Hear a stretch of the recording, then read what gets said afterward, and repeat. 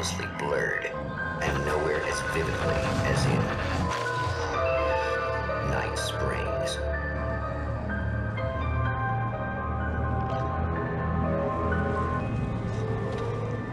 The man before you is a champion of light. He is part of a conflict between darkness and light that is both ancient and eternal. He is chasing a dangerous quarry, the Herald of Darkness. His evil doppelganger, known only as Mr. Scratch.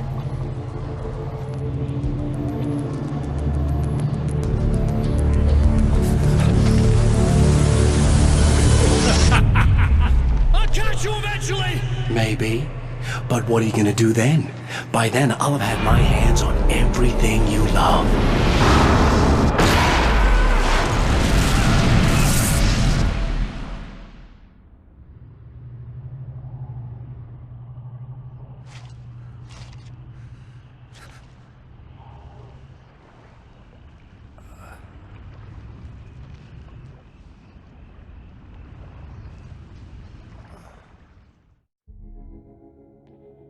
The man has been brutally spat out from the darkness that surrounds.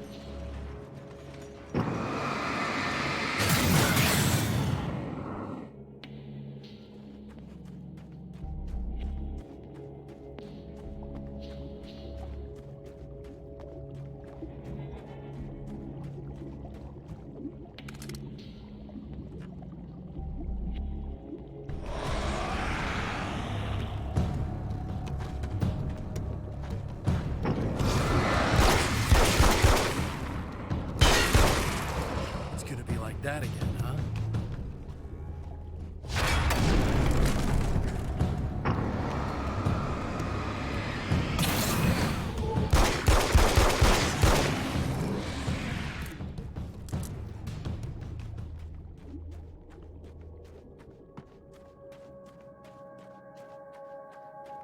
In another life, the man was a writer.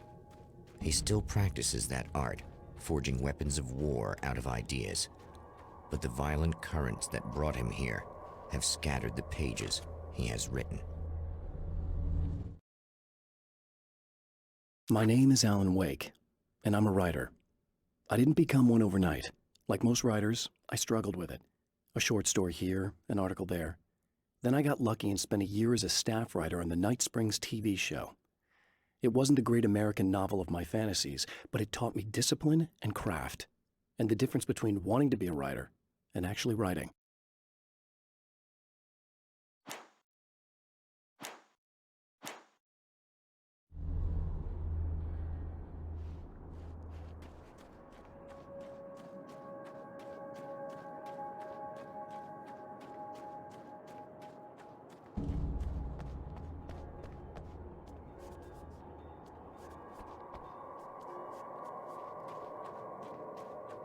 The lights of the motel promise safety.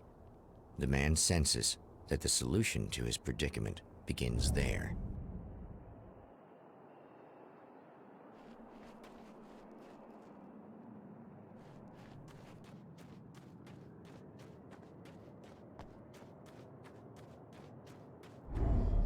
Somewhere within the Earth, space itself has been pierced, and from dark depths runs a steady flow of monsters. The man recognizes the hand of his evil double in this. He knows he must put an end to this madness.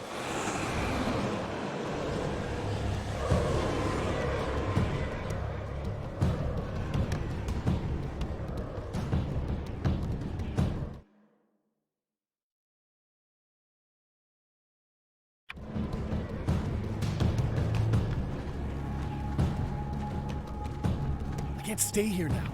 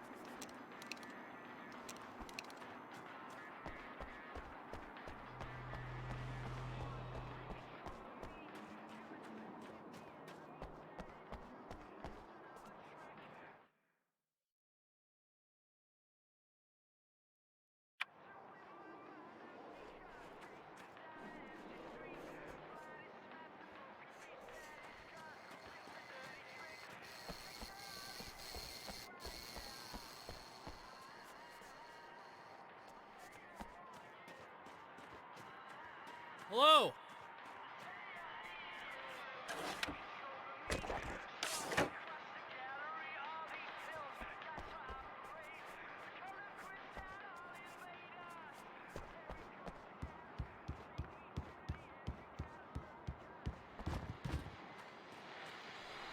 Well, here you are, about to enjoy another cool Arizona night with me, Eddie Rodman, the host with the boast. Hey, any of you guys remember Old Gods of Asgard? Man, I actually saw them twice back in the 70s. I was just a kid then, but my dad worked at this club, and he'd sneak me in to see bands all the time, you know. Just talk about an education. Anyway, great band, couple of great albums, solid fan base, and then they kind of dropped off the face of the earth. Well, now, almost 4 decades later, they're making a comeback. And let me tell you, these boys have seen a lot of road. There's some serious rock and roll veterans, because they weren't too young even back in the day. Well, now I've got Odin and Tor Anderson, two of the original Old Gods, in the studio with me, along with their manager, Barry Wheeler. Nice to have you guys here. Oh, hey, great to be here, Eddie. Yeah, hey. Hello! Now, boys, let me just come around and say this, all right? Spring chickens, you ain't. I mean, you guys, you make the Stones look young. You're only as old as you feel. Who you calling old? Now, your last album was 1978's In the Valley of My Shadow. And then you stopped playing altogether after that. Why? And what made you do a comeback after all this time? Well, it was a sad thing. See, the original bass player for Old Gods, Fat Bob Balder, passed away in... Leukemia! Bob had leukemia, poor bastard. Yeah, after that, we didn't feel like playing no more. Long story short, I ran into these guys up in Washington, and it was obvious to me that they still got it. So I figured, hey, let's make some music, right? And they went for it. Now, Barry, you were a literary agent before this, right? Uh-huh. Yeah, and you were very successful. You represented Alan Wake, I believe, who disappeared under mysterious... Yeah, that's... Hey, I just want to talk about Old Gods tonight. Is that cool? Can we do that? Oh, yeah, sure. Listen, why don't we take a little break, and then later on in the program, we'll hear the new Old Gods single. Stay tuned, folks. Well, at least Barry landed on his feet.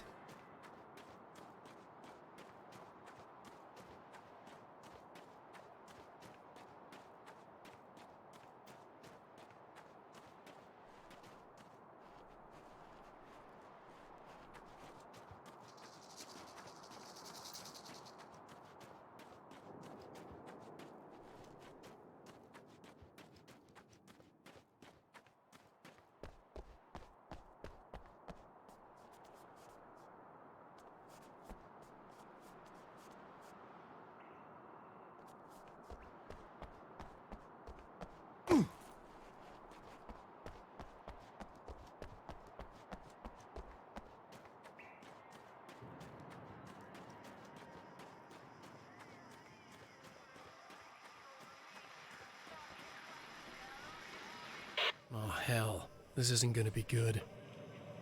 Is this on? How can you tell? I'm sorry, I'm not very good with gadgets.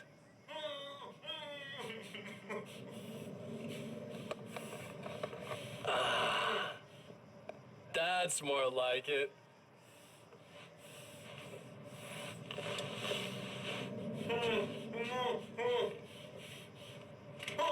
I'll be right with you. I just gotta do this one thing. I like it quiet.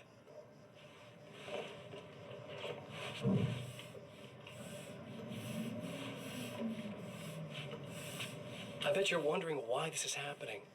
Why am I doing all this? Why am I so hell-bent on ruining your life? You're cramping my style. You've got money, fame, everything you could want. But you don't know what to do with it. I do. I'm getting all the things you never had the balls to go for. Having more fun, too.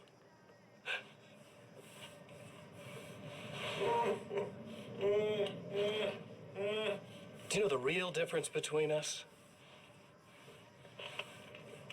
I'm not afraid to be the center of attention. This poor slob's just collateral damage, really. I mean, beat some information out of him earlier. But this part? This is just for kicks.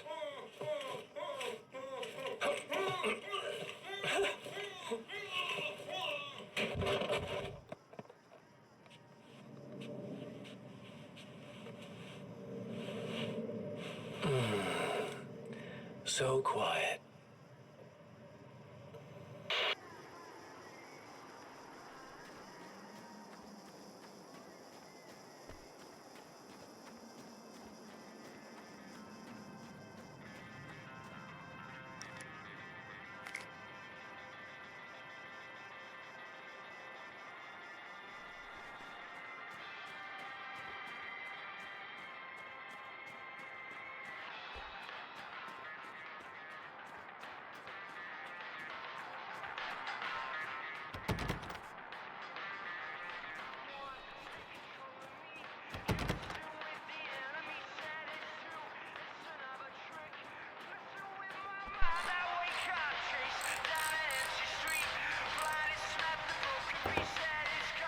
Hey, it's you.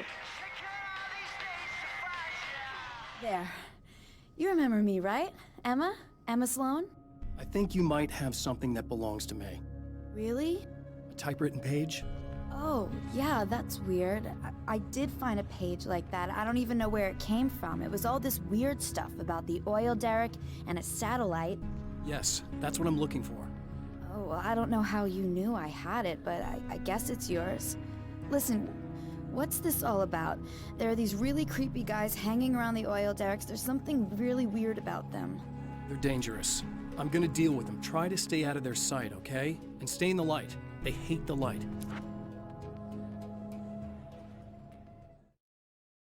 At the oil derrick, the wheel had been jammed in place and turned until the oil gurgled and flowed thick and flammable. The warning lights were blinking in a fast rhythm, bright and steady, powered by the battery. The Kasabian CD was playing in the boombox, all distorted guitars and intense beat. High above, some piece of orbital junk or another collided with the satellite, knocking it radically off course. Trailing debris, it screamed down from the skies at an impossibly steep angle. All that high-tech engineering reduced to nothing more than a bullet that would destroy whatever it hit.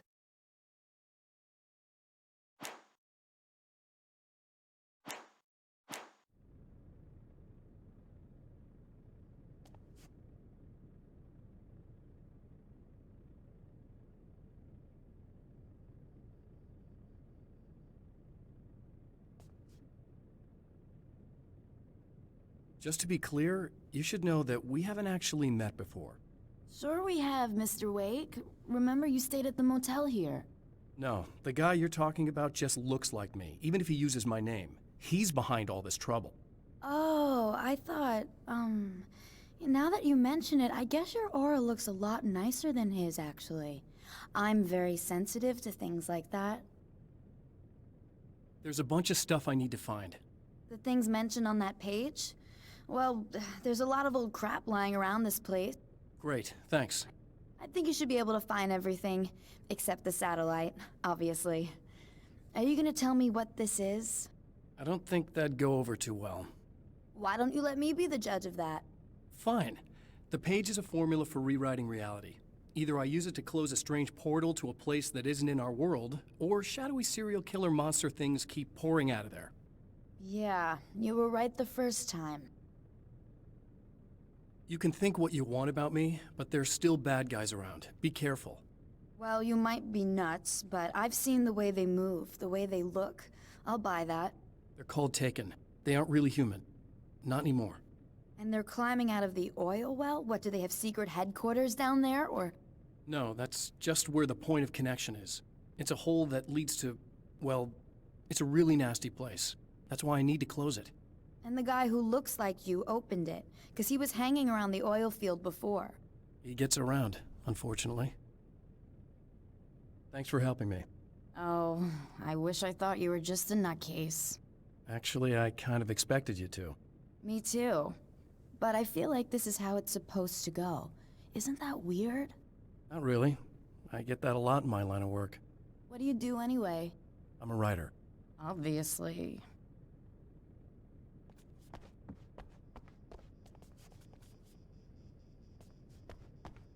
What was that you said about my aura?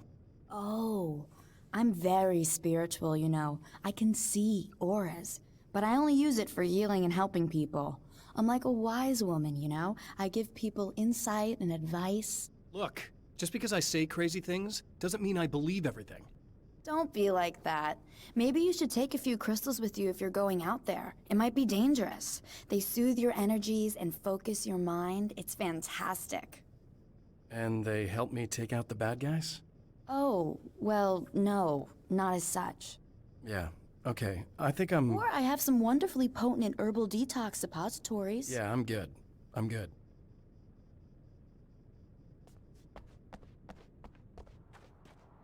The Champion of Light recognizes the page he got from the woman. It is a weapon of his own design, custom engineered to destroy the Dark Portal. If he recreates the conditions of the page, a great power will be unleashed.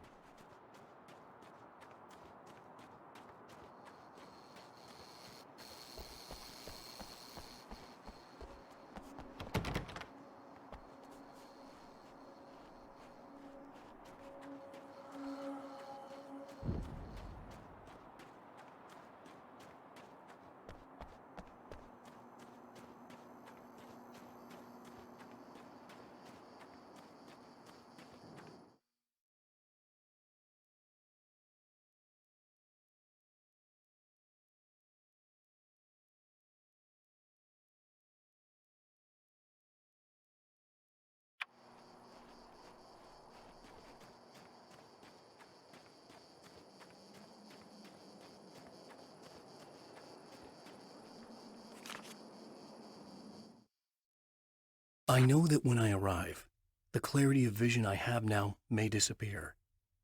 I've made my plans. I prepared for this, but I know the transition from the dark place will be hard on me. And not just physically. It may affect my mind, my memory. These pages should help me remember and focus. That's worked for me before. Even if that fails, I think I will be able to trust my instincts. I'm navigating my own story. I'm hoping I'll know where to go and what to do, even if the details elude me.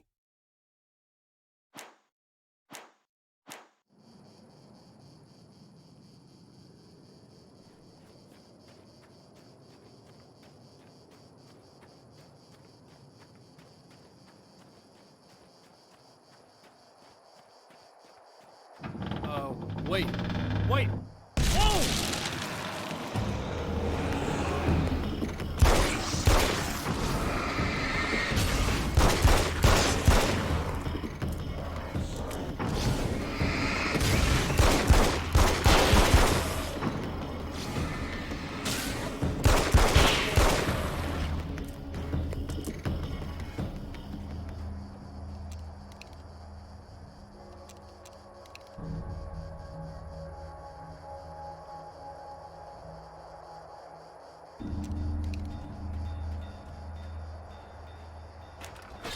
That's one thing down.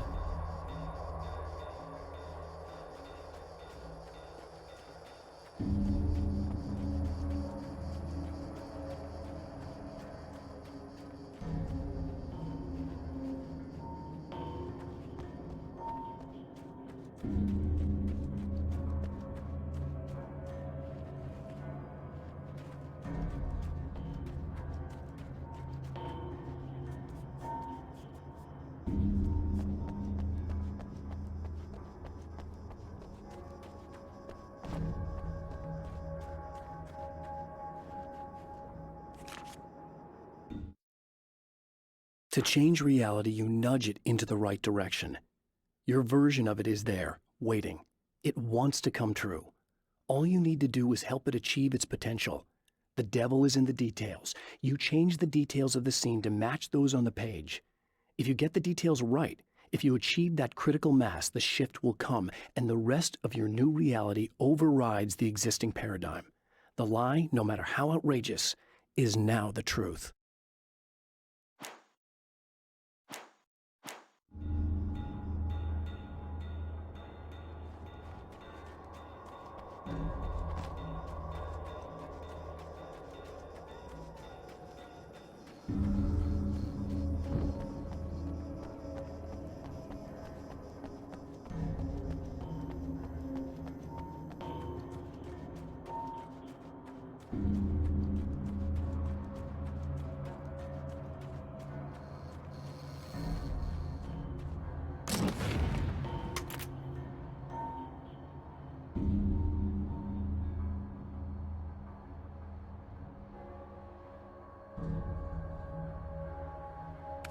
I guess it's about time I went full auto.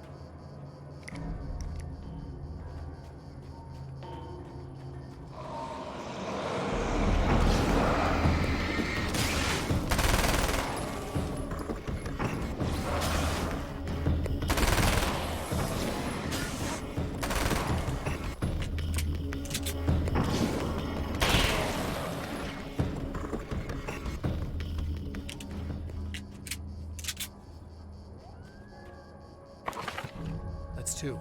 Just one more to go.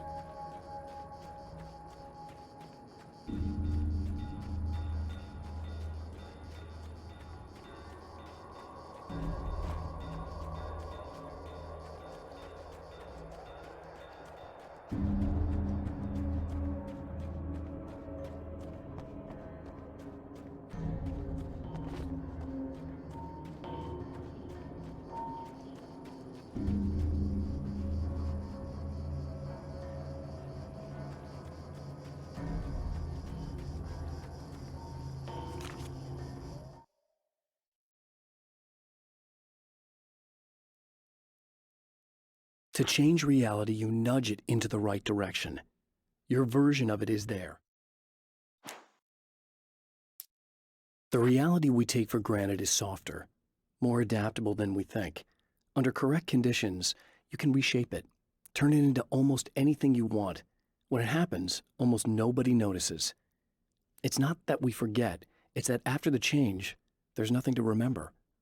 Only those who have been directly touched by the powers that can shift reality are aware of the changes. Many are driven mad by it. Others can cope. I'm one of those people, and I know how to wield that power to rewrite reality.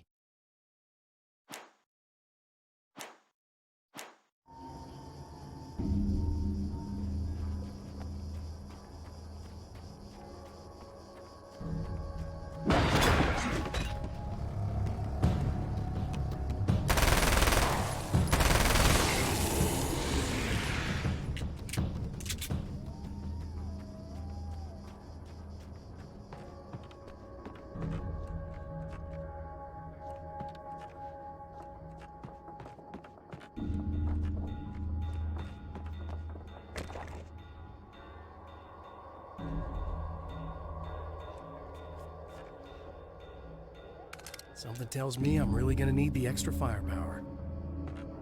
That's everything. The man has found the battery, but it is empty. It will need to be recharged.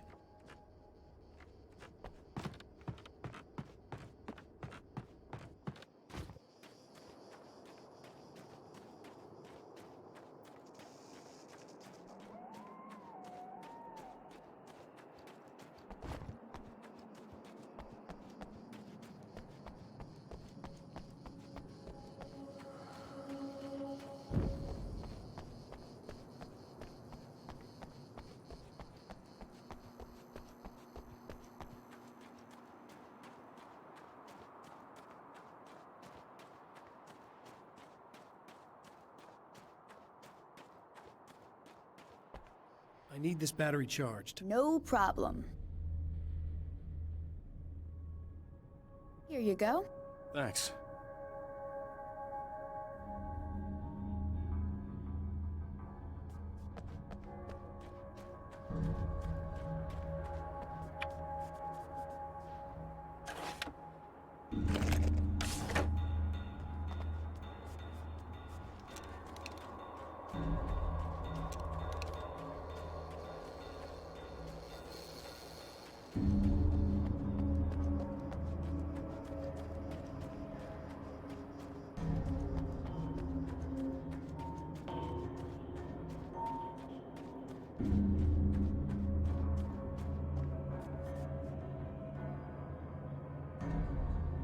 It's a little sad how many problems you can solve with buckshot.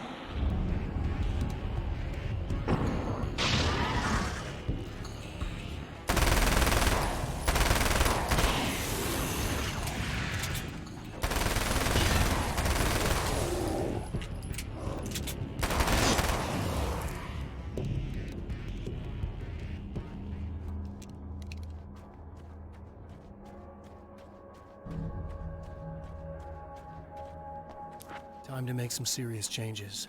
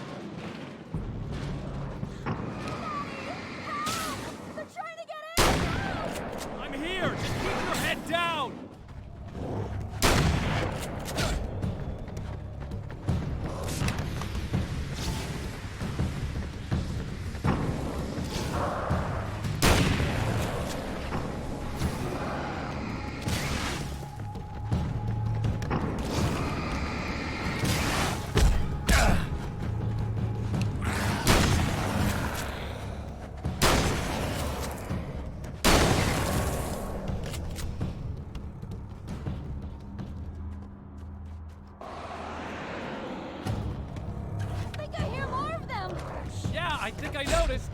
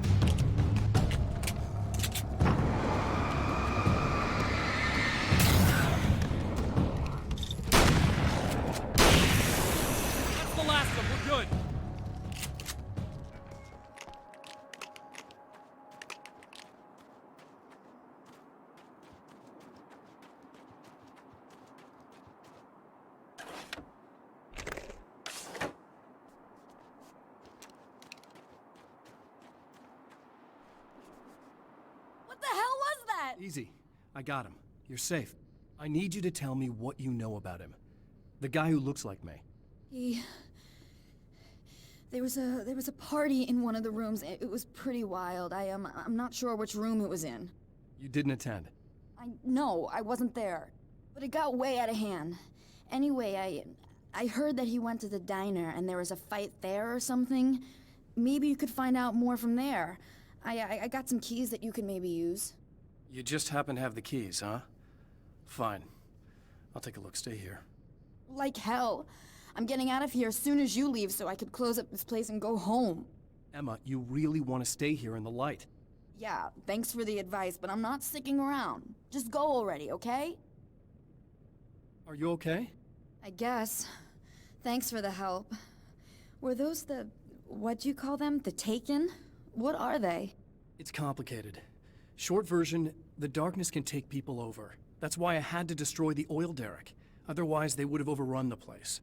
Wow, I didn't think you'd actually do it. I mean, I didn't think it'd work. That's crazy. Let me just try one more time at the risk of sounding like a broken record. It's bad out there. I don't want you hurt. You should stay put. Yeah, while you turn this place into an inferno, run around shooting things up and play some kind of weird games with your psycho evil twin. Don't get me wrong, you're nice for a weirdo. I'm impressed as hell by all of this, but enough is enough. I seriously just want to get out of here, okay?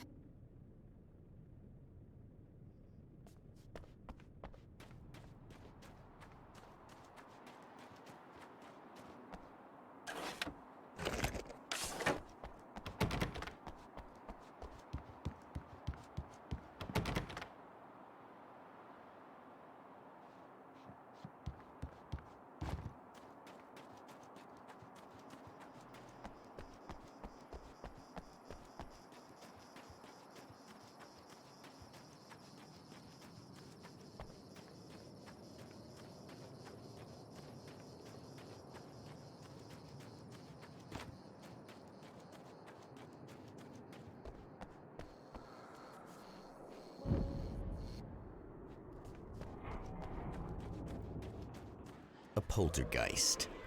Its existence is one of rage and hostility, and its very presence turns ordinary objects into deadly projectiles.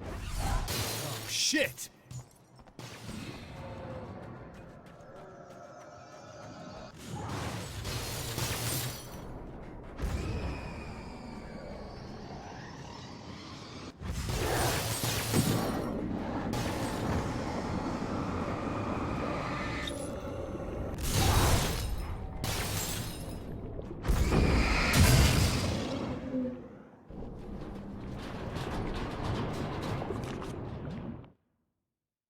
Mr.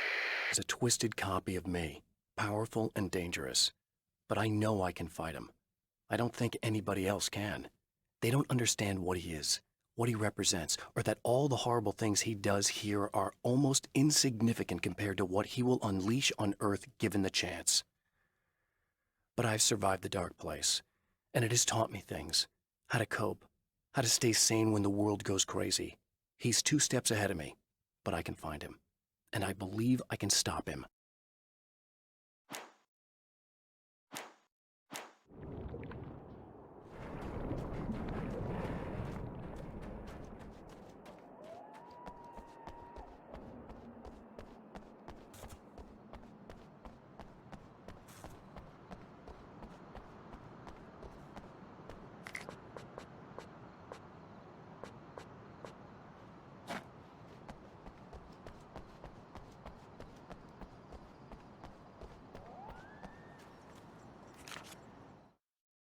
The strands of webbing glistened in the beam of my flashlight, fine, almost ethereal.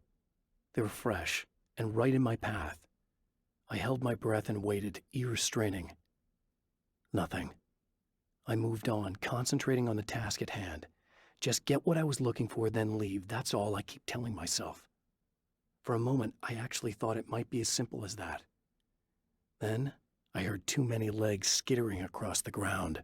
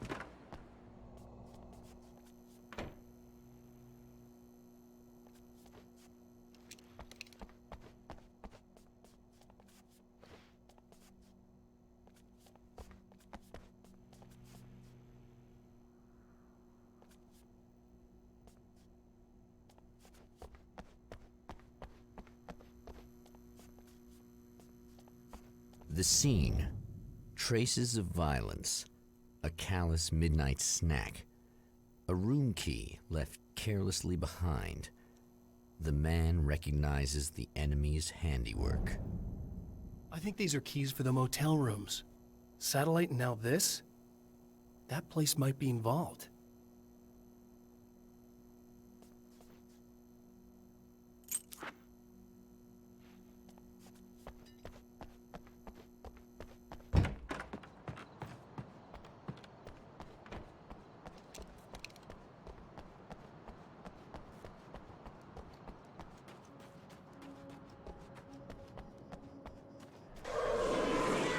Emma Sloan was a believer in a great many things, most of which were entirely fallacious.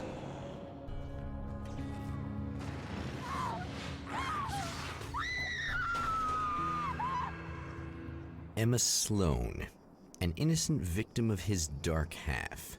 More collateral damage in the ongoing war. Damned by forces beyond her control, as much as by her own actions.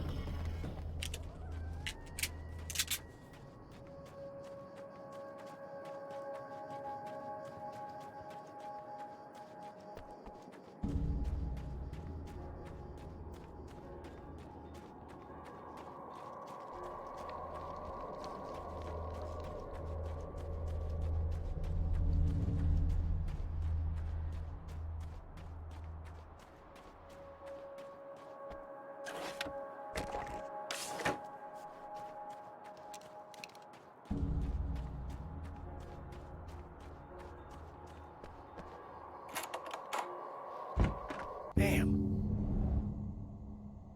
Michael Farabee, dead, tortured, dressed in clothes that bore the name of a local observatory. A slim lead, but solid enough. It stirs something deep in his mind. He knows where to go now.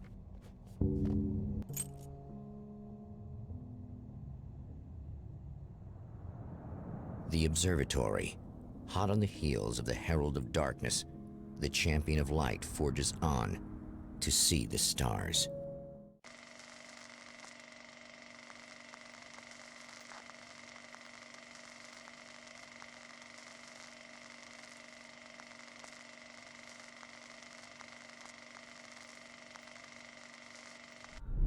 An observatory, a place for a man to witness the magnificence of the universe. But such insights are not what the Champion of Light is looking for. He has come to find a weapon.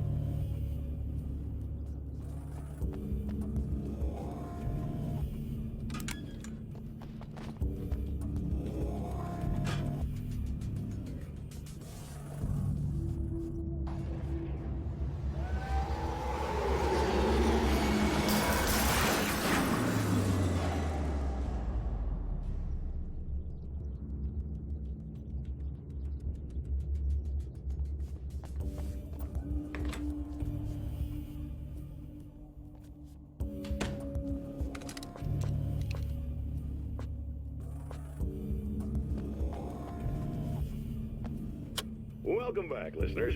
As you know, I'm Eddie Rodman, and I'm still talking to old gods of Asgard, who are doing their big comeback tour. How's that been going for you? Odin? Splendid! I'm having the time of my life. You know, I didn't realize how much I'd missed that. And what about you, Tor? It's okay, you know. Well, this must bring back a lot of memories. Oh, yeah! It's wonderful to be back on stage. If it wasn't for my knee, I'd feel like a young man again. Well, speaking of that, I hate to keep harping on this age thing, but I gotta tell you, I've heard your new songs, guys, and you sound really good. Thank you. And this may be a touchy subject, but to be blunt, you really don't sound, well, old. I mean the difference between your speaking voice and your singing voice, it's pretty striking. What the hell are you talking about? You saying it's not us singing on that record? What? What's he talking about? No, I'm not saying that, guys, but I can't help noticing the difference. Son, you're on thin ice. You calling me a liar? Whoa, hey, let me just step in here for a moment, boys. Yeah, Eddie, they do sound different, but believe me, we're not talking Milli Vanilli here. These guys are the real deal. Why don't you come to the gig tomorrow night and see for yourself? Once they get on that stage, boom, things get real. Really? Believe me, they play like they're possessed. It's almost like magic. Look, you see my boys play, you see the old gods for real. These guys project a lot of power. They're not lightweights, you know what I'm saying? All right, Barry, I'll see if I can make it. Now, let's take another quick break here, and after that, we'll play the new Old Gods of Asgard single. Don't you go away.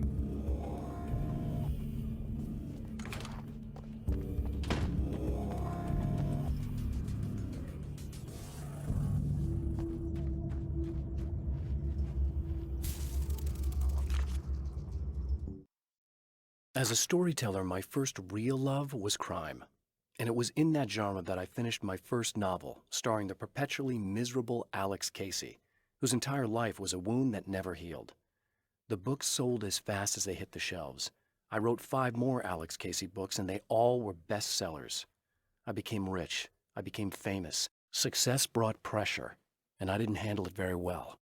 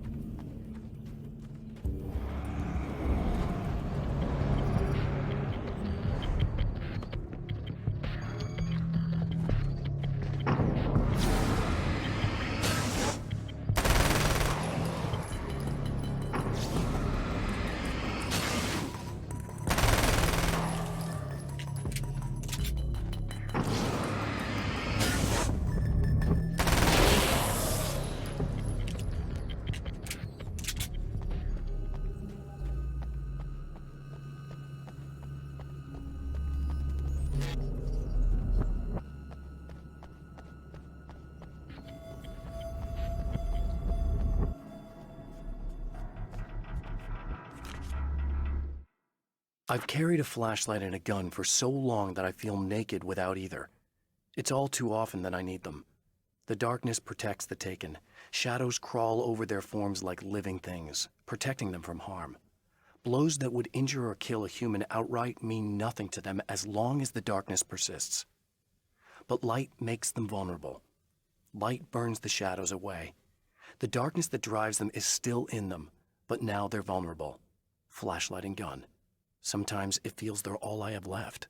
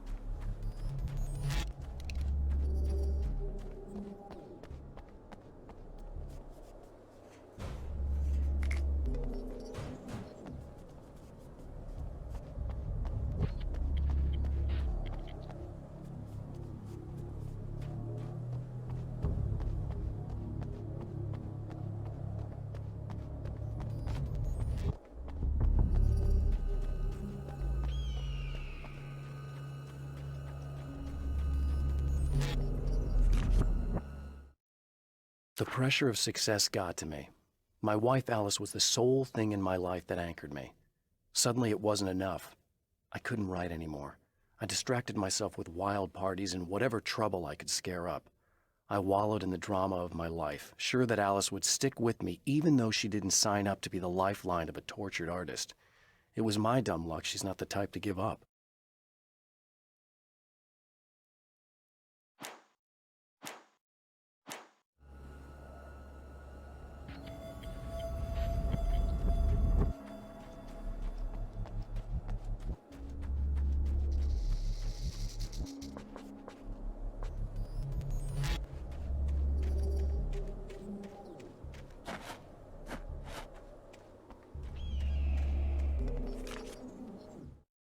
The spiders aren't really the work of the enemy. They're a side effect, a part of the Dark Place's less significant fauna that has managed to slip through the opening I made when I arrived. Less an animal than an idea that has assumed the form of an animal.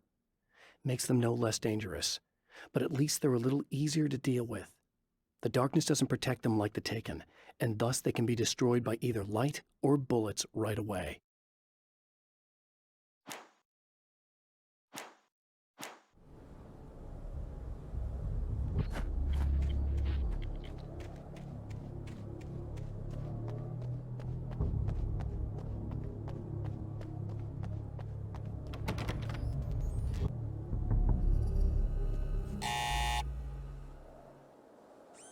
Hello?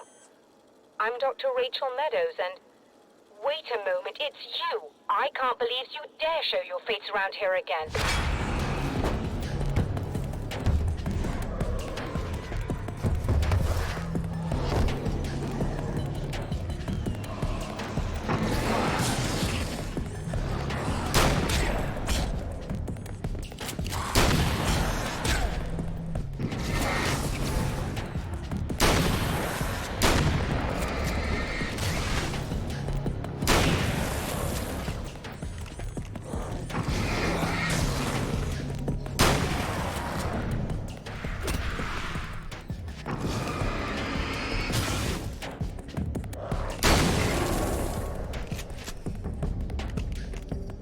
Go away. It wasn't me. I just look like him. Are you serious? That's what you're going with? Please! I'm trying to stop him. You saw those shadow things trying to kill me, right? I bet he got along with them just fine. Yes. Yes, he did. All right. Come on in. Thank you.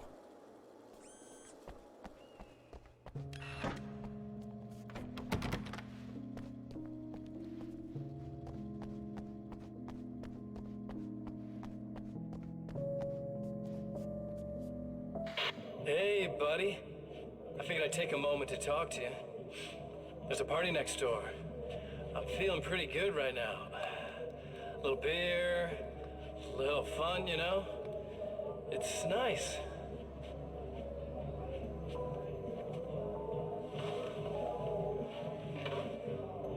Listen, this whole thing between us, it's a little weird for me too, you know? I mean, we don't just look the same, there's a lot we share. I mean, up here. I know you, right? So I was thinking maybe we could...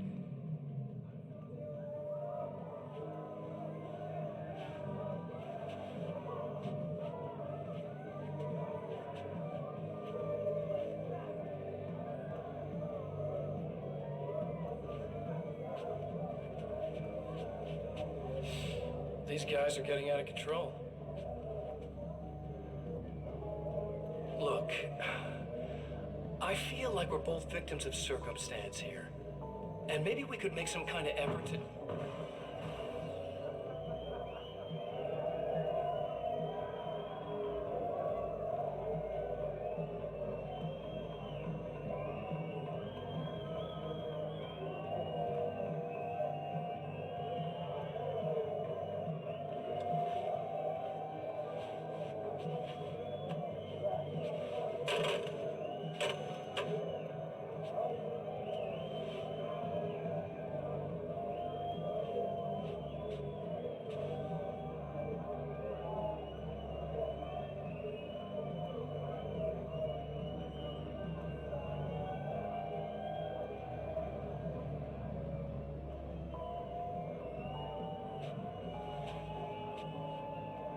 Never mind.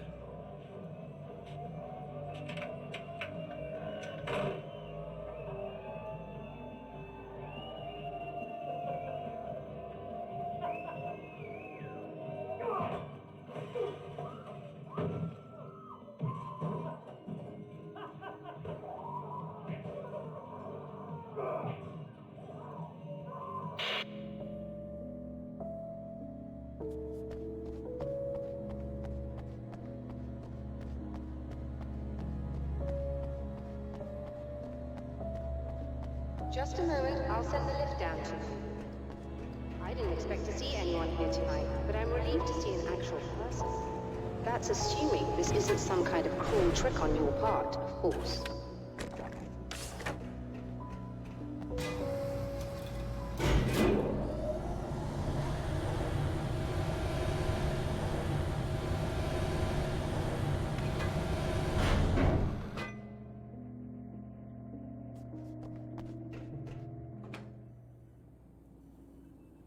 Doctor, the man who looked like me, what did he want here? There's a strange astronomical event happening right now. Something I can't begin to classify, but I think it's disabled our satellite. There's a very peculiar signal that we're receiving. A signal? That's what I'm here for. Well, so was he. But he didn't seem to understand it at all. He got very angry, sabotaged our imaging array, and now we're blind. I believe the event is still going on, but we can't pick it up. Is there something we can do? What he broke is essentially just a special camera, but we can't use the telescope without it. There's a replacement in my car. If you can get that to me, we're back in business. Consider it done.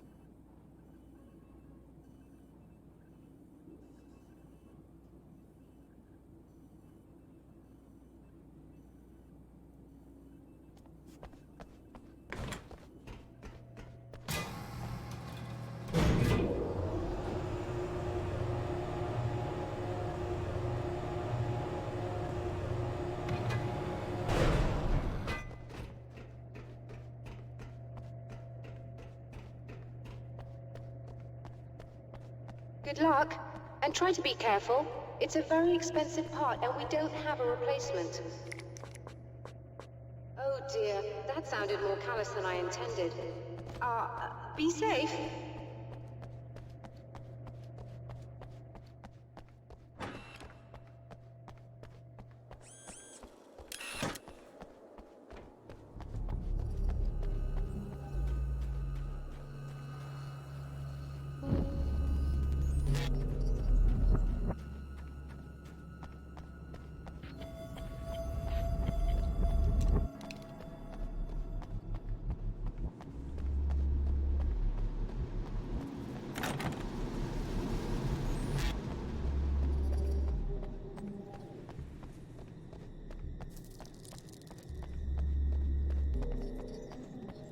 This must be your car.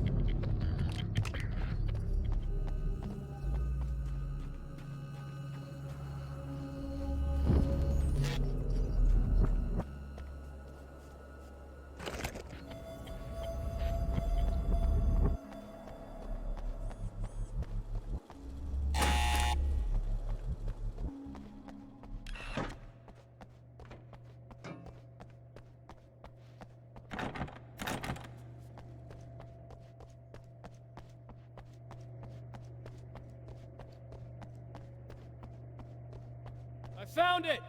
Excellent. I'll operate the platform directly below the telescope so you can install the array. Don't worry, it's very easy. Hop on.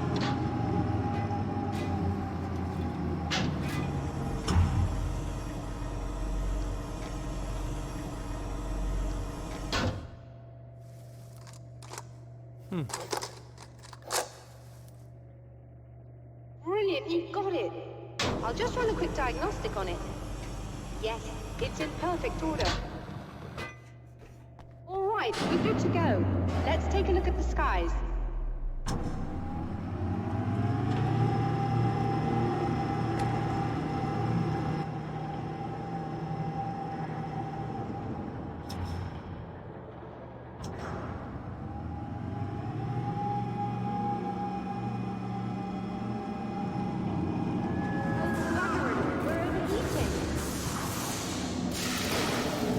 Shut this down. There's a problem with the automated coolant system. Somebody just interrupted the flow. So now what? Well, you could go and open the secondary coolant flow valves manually. I know it's dangerous there, but, well... I got it! Please come talk to me if you have questions.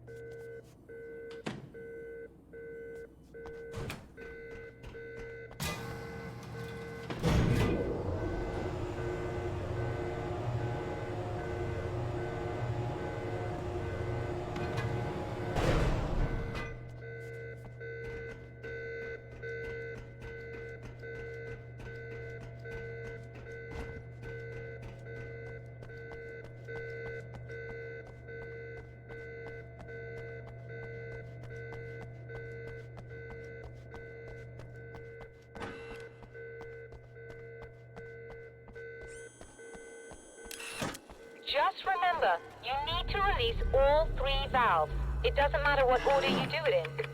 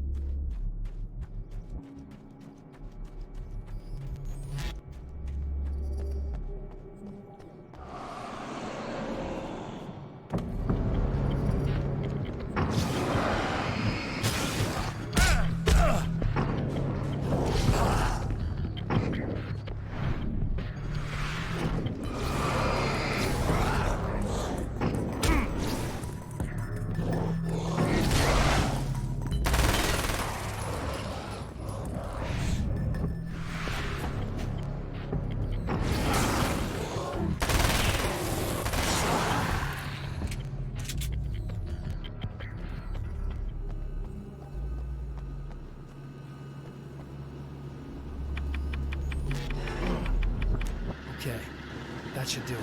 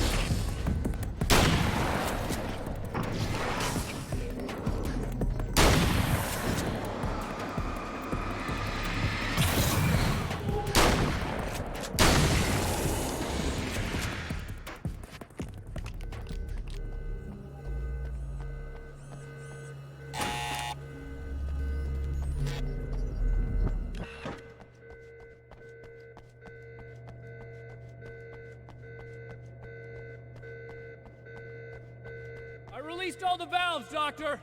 Is it working? Just bear with me a moment. Yes, I believe you've got it sorted. It's working again. Nicely done. That sounds like trouble. I don't think they're happy with our success.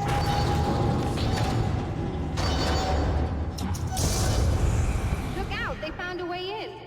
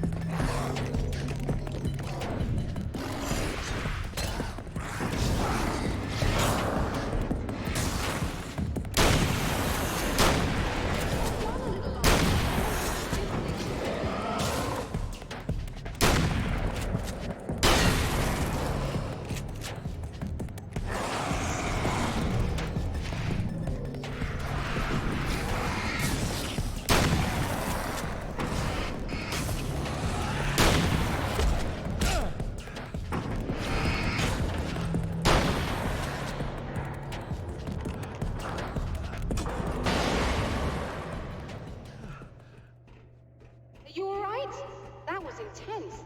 I'm sighted in now. I still have no idea what I'm looking at, but it's very strange indeed. Oh, where are my manners? Please, come on up. I'm sorry, I was distracted.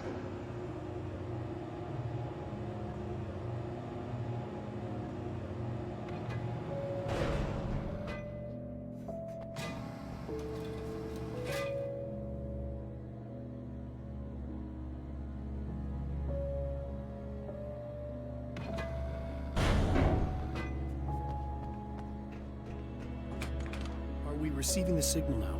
Oh yes, it's coming in loud and clear. It's amazing. I'm not sure what it is yet, let alone where it's coming from, but it's interacting with our system somehow. Like it was intended for us. But I don't understand how that could be. Maybe that's just how the story goes. What? Never mind. Is there a way I can hear it? Or however this is supposed to work? I think the signal is incomplete somehow, but you should be getting a printout of it now. What do you mean it's incomplete? It's almost as if we're only getting a fragment of it. I need the whole thing. This is important. I'm sure it is, but this is all we're getting. Did the man who looks like me get the whole thing? He locked me out of the booth, so I have no way of knowing. But I can tell you that he didn't really seem to understand it. So, what's in the sky? It doesn't make any sense. The stars are just... they're wrong. I thought I'd be able to see something.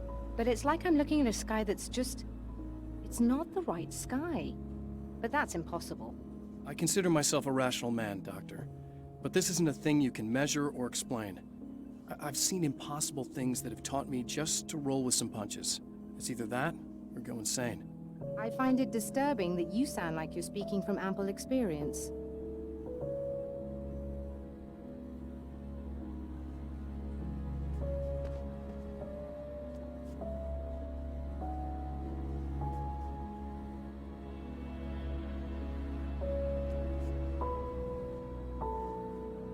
A printout of a signal. It too is a weapon created by the Champion of Light. In its words, stirs a new reality. But it is incomplete, and yet it provides a roadmap for the man to follow, a course that will lead him to a place where he may confront his enemy.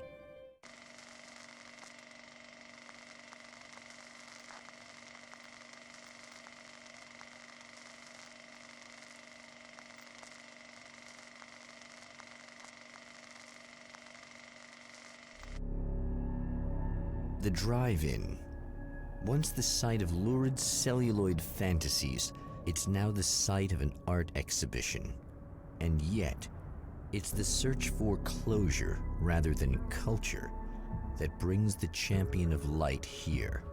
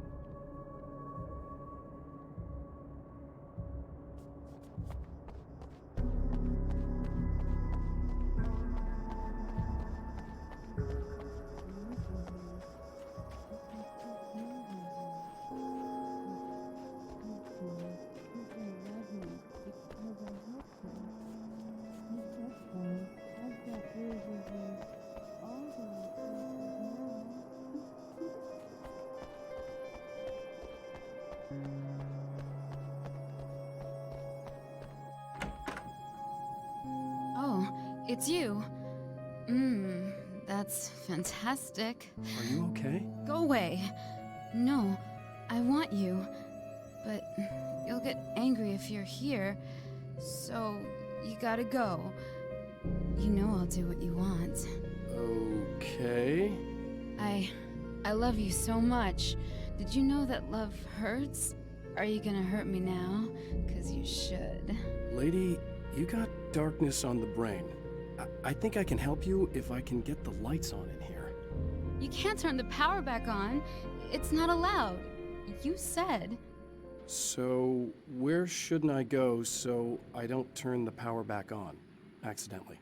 It's the big building on the other side of the drive-in, but it's locked.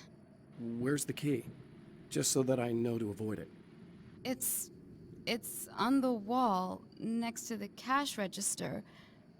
But you can't. You can't. Don't be bad. Hey, no problem. I'm just gonna go do some other stuff. Scout's honor. Just try to stay calm. I've seen this kind of thing before. I think you're gonna be okay. Why is it so hard to think? You've been touched by darkness. I'm hoping it's not permanent. Remember when you were here before, and you kissed me? And then everything got all dark? That was the best. Listen, this is very important.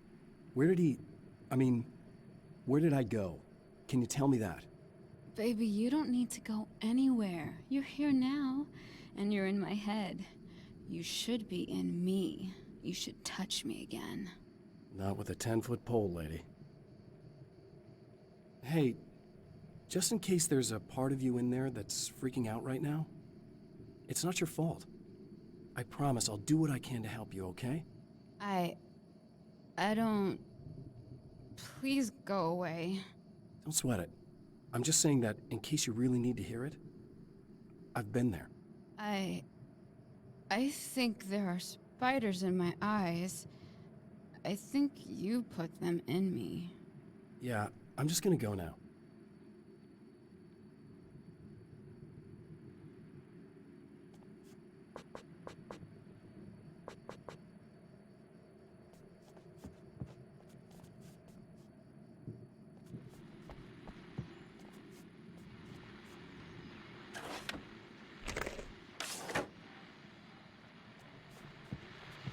And we're back with Old Gods of Asgard and their manager, Barry Wheeler. Guys, you're on your comeback tour, and you're playing a lot of your classic material, but you've also got a new single out, right?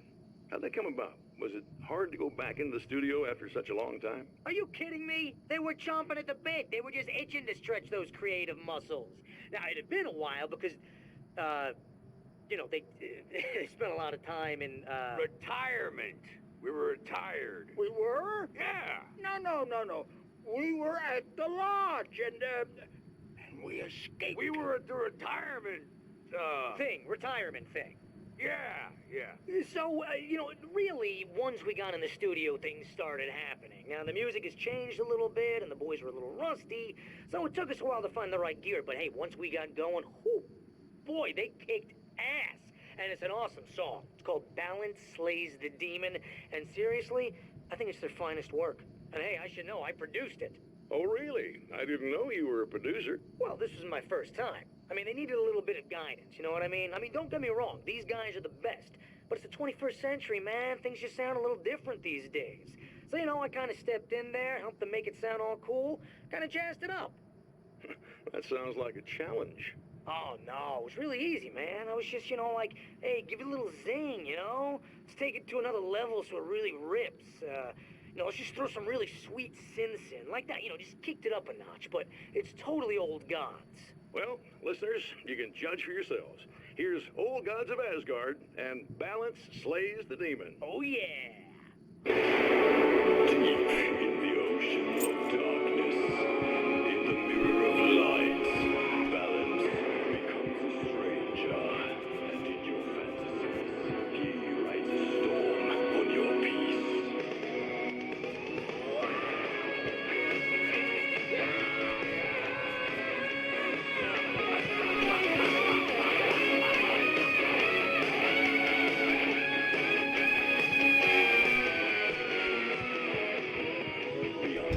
The man has encountered this before. People whose integrity has been suborned by the insidious touch of the darkness. He has experienced it himself, but merciful light burned away the darkness in his brain. My writer's block got worse. I didn't sleep much anymore. My life with Alice seemed like a constant fight. I was a wreck. Alice took steps. She booked a vacation in Bright Falls, a small town in Washington. It was supposed to be a chance to break out of the cycle I was in. She didn't know about the darkness in Cauldron Lake.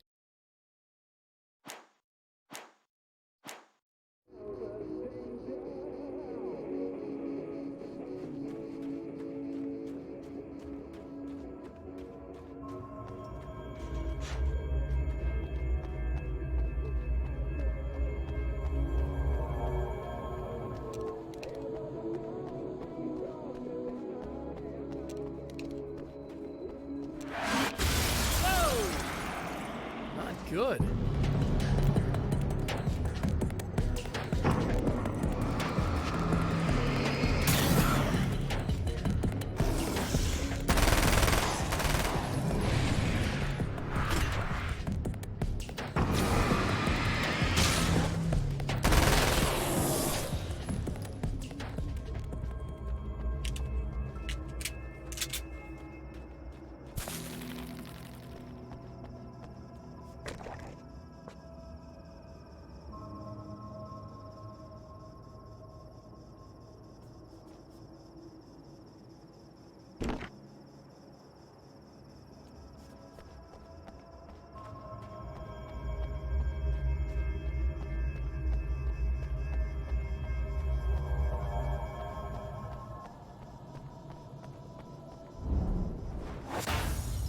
Oh, look!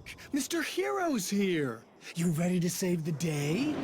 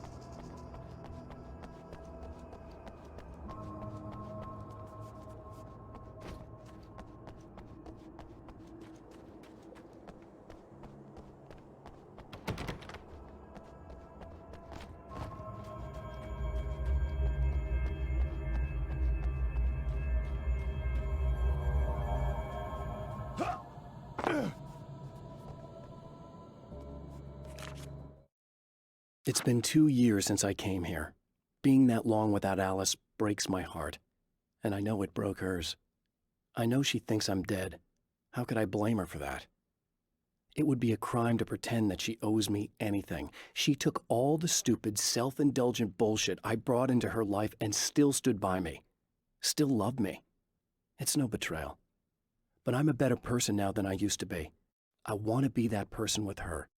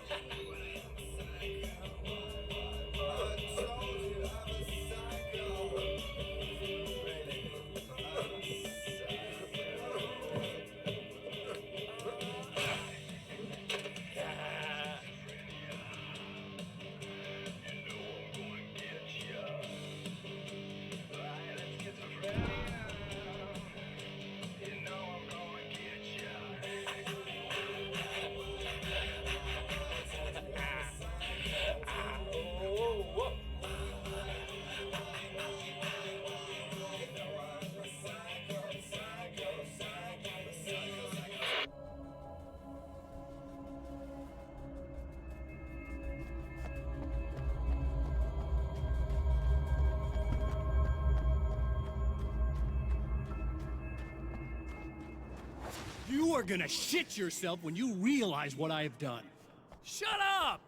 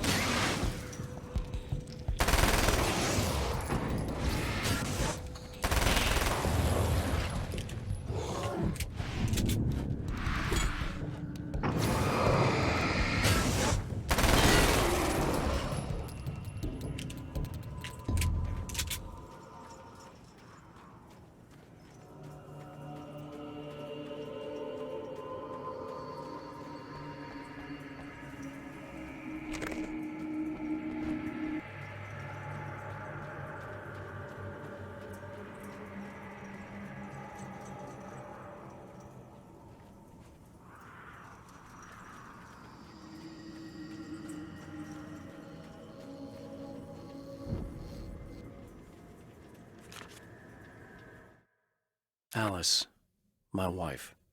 The best thing that ever happened to me. She smiles and the darkness lifts. For her, I've tried things I otherwise never would.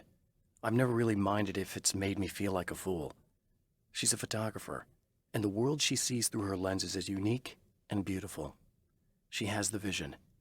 She sees things others don't and knows how to make them visible to everybody. She did it with me, too. She teased out things I was only vaguely aware of. She always saw me in the best possible light.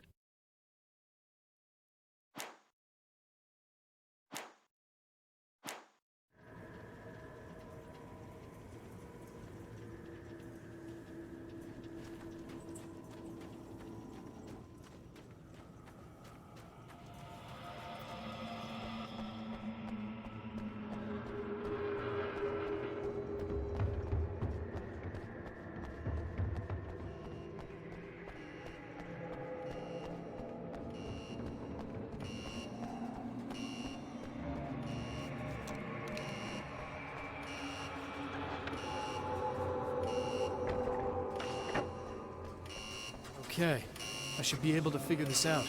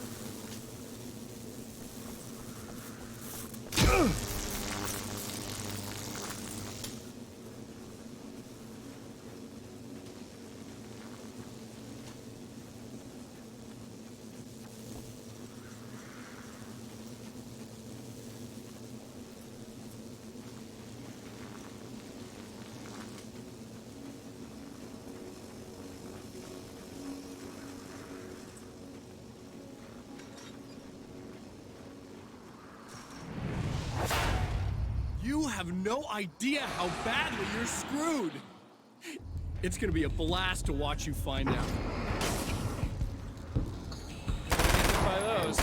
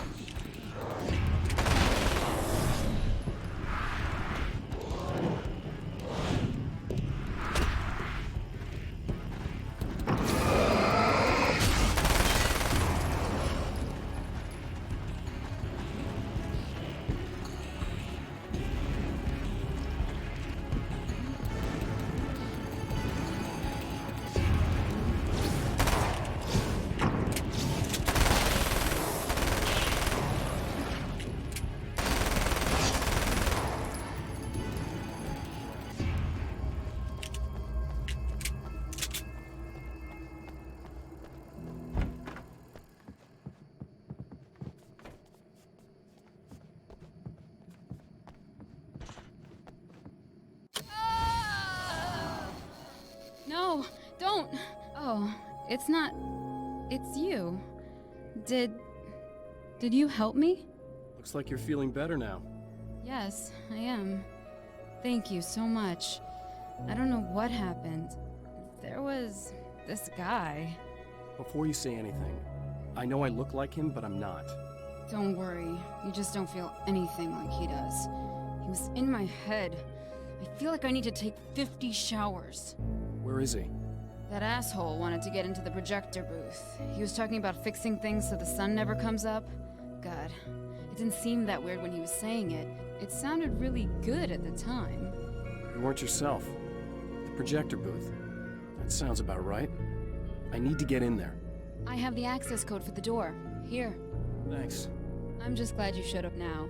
He said he'd be back after he'd arranged for some security. Do you feel up to telling me what's going on here? We have an art exhibition here, supposed to open tomorrow. I'm the curator. My name's Serena Valdivia. Alan Wake. Holy shit, it is you. I mean, I've seen you on the big screen. I know your wife. You know Alice? Wait. Big screen. Yeah, we have a film from her here. What the hell happened to you? Getting back to Alice. Oh, God, yeah, sorry. It's quite a coincidence that you're here. She made this short film. I mean, she shot it years ago. You're in it. It's a part of the exhibition. I'm in a film? Yeah, it's like... I mean, it's just footage she shot of you at some point, but she turned it into this thing. It's, almost like a memorial of sorts, because, you know, you're supposed to be dead, or something. Uh-huh. How's Alice? Is she alright? She's okay, I guess, all things considered. I know her pretty well. You're really Alan? I can't believe you're here. Nobody knows what happened to you. But there are people who say they've seen you. That wasn't me. He just looks the same. Like, you know. Yeah, but that guy's a lot more slimy. The thought of him makes me... I hate him, but there's something about him, this... God, he's so creepy. Anyway, you're not like him. At all. I hope you can stop him.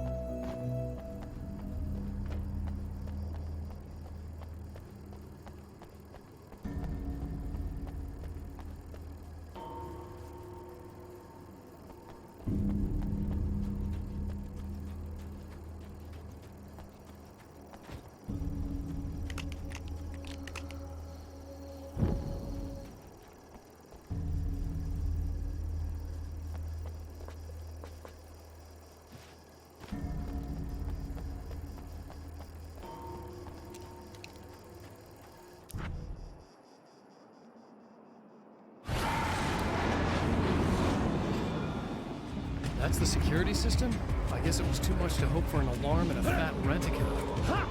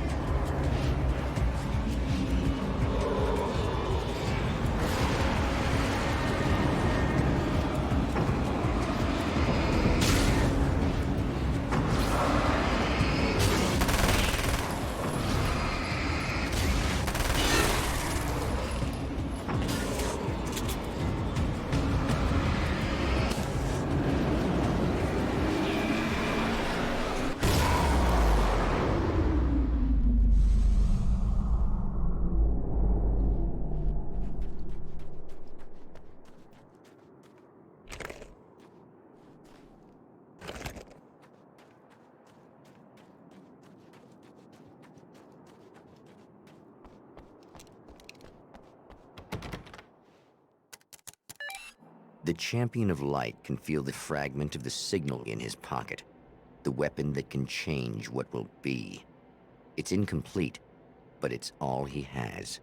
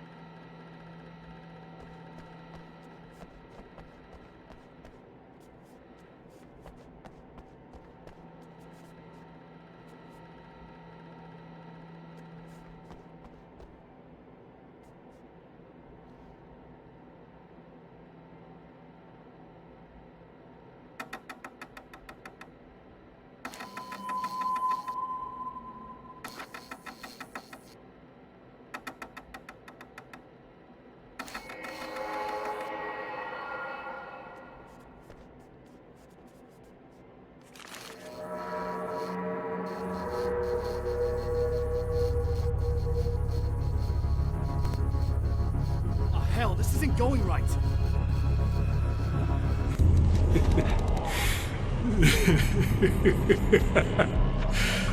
You've been up to something, haven't you? Too bad it's not gonna do any good. I'm a better you than you ever will be, and I've got all the time in the world. Everything you've got's going to be mine. Your life. Your wife! What are you gonna do about it? The sun's never coming up now. I can keep this up forever. Show yourself! Whatever you say, buddy.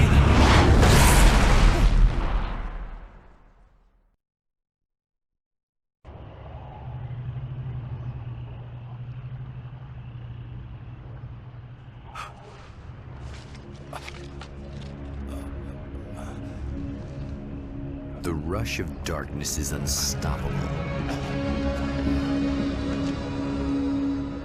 Time itself twists and tears, sweeping the Champion of Light back with its dark currents.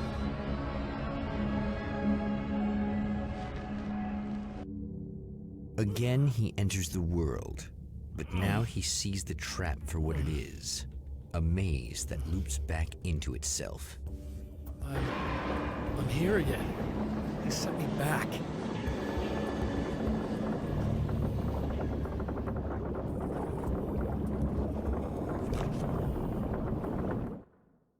In Bright Falls, I was constantly under attack by birds that were more shadow than flesh and feathers.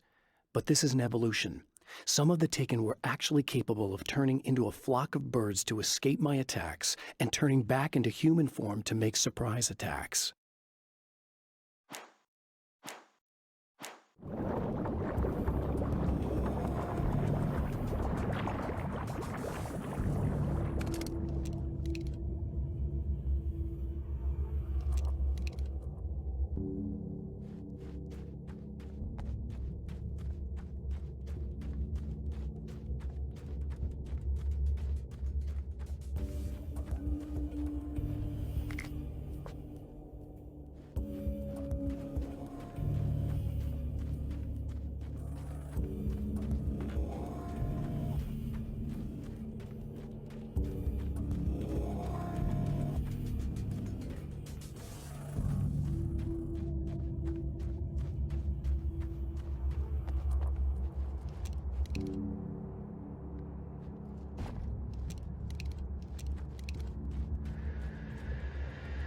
Oh, not birds again.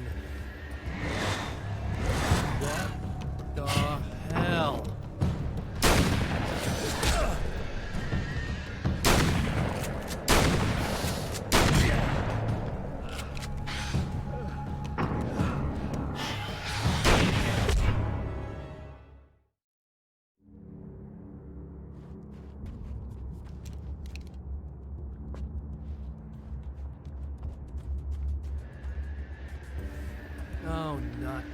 things again. What the hell?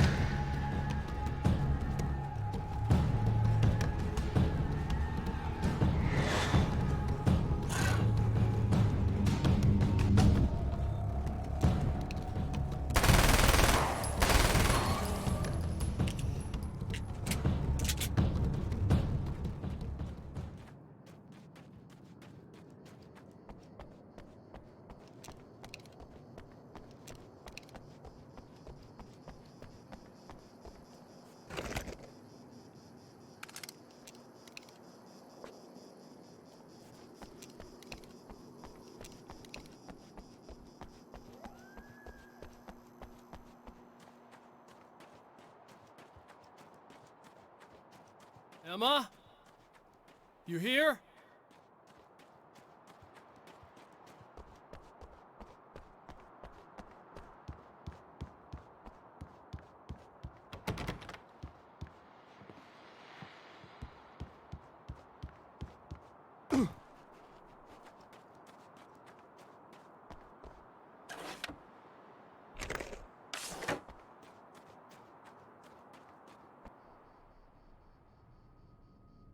Wow, it is you.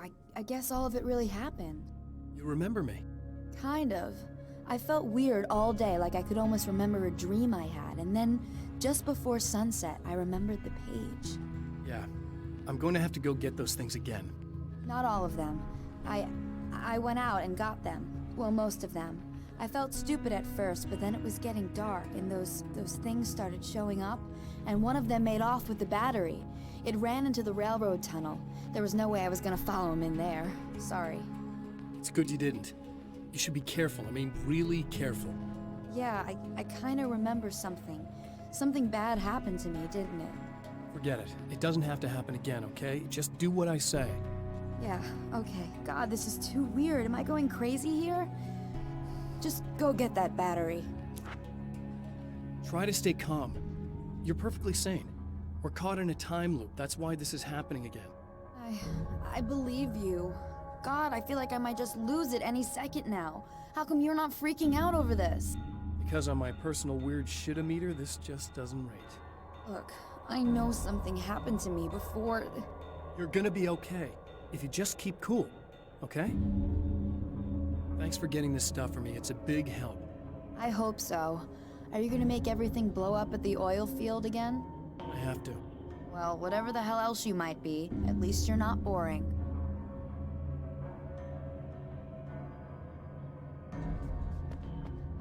Just the battery. That'll save time.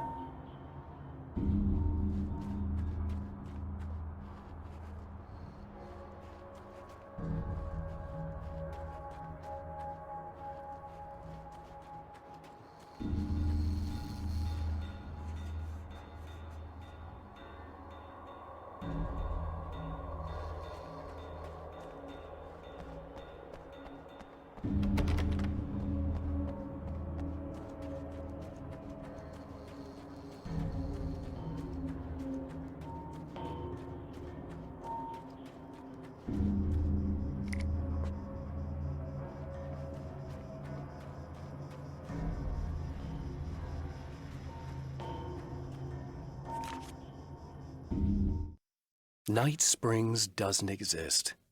It's a fictional town from the TV show I used to work on.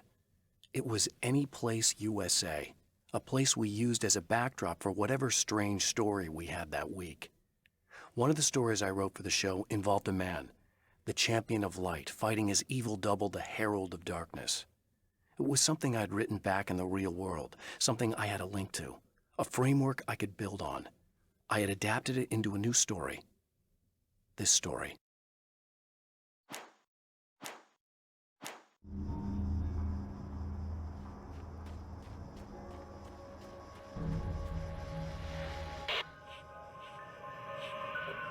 Okay.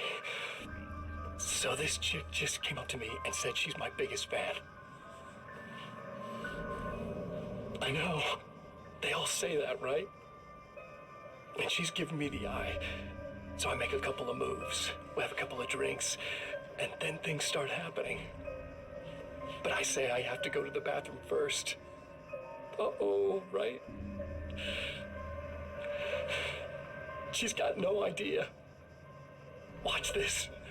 This is gonna be priceless.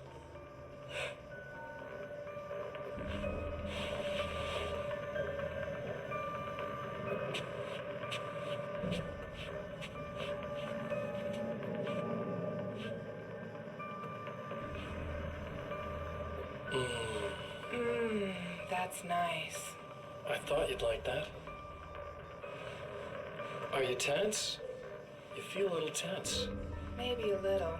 I had a crabby day. Yeah? Don't worry. It's improving real fast. Yeah. Hey, don't stop. It's just getting good. Watch this.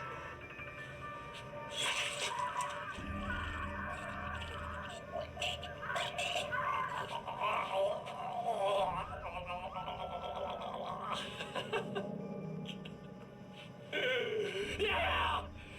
Did you see that? Oh man! Did you see her? Boom! Animals. It's in our nature to imagine, to turn fantasies into legends, to be storytellers.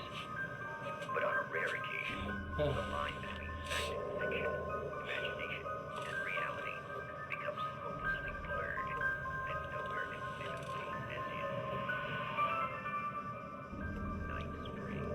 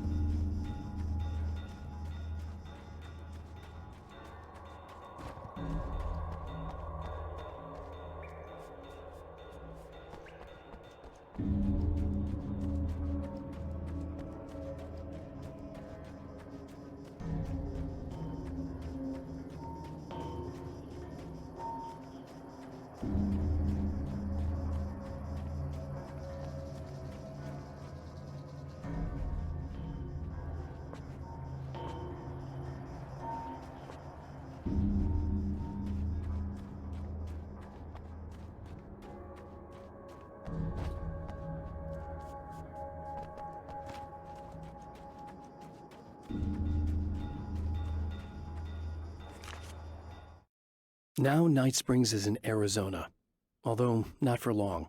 It's in Arizona because whatever the town that has become Night Springs is really called is located near one of the thin, worn places in the world where dreams and reality flow together and life is always a little strange.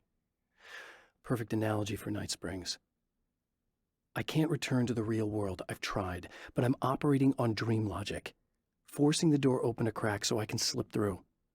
I can enter the strange little town of Night Springs. All I did was put it in Arizona for one night.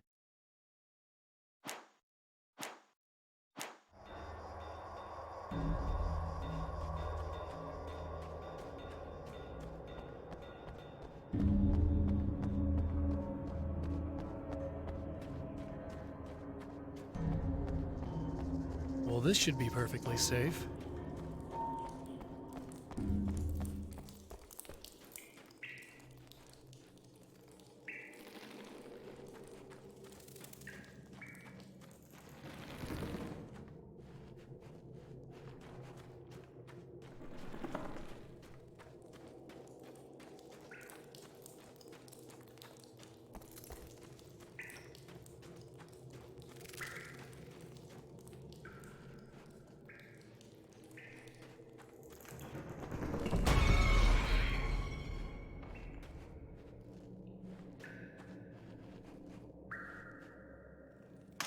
Now I just need her to charge this up.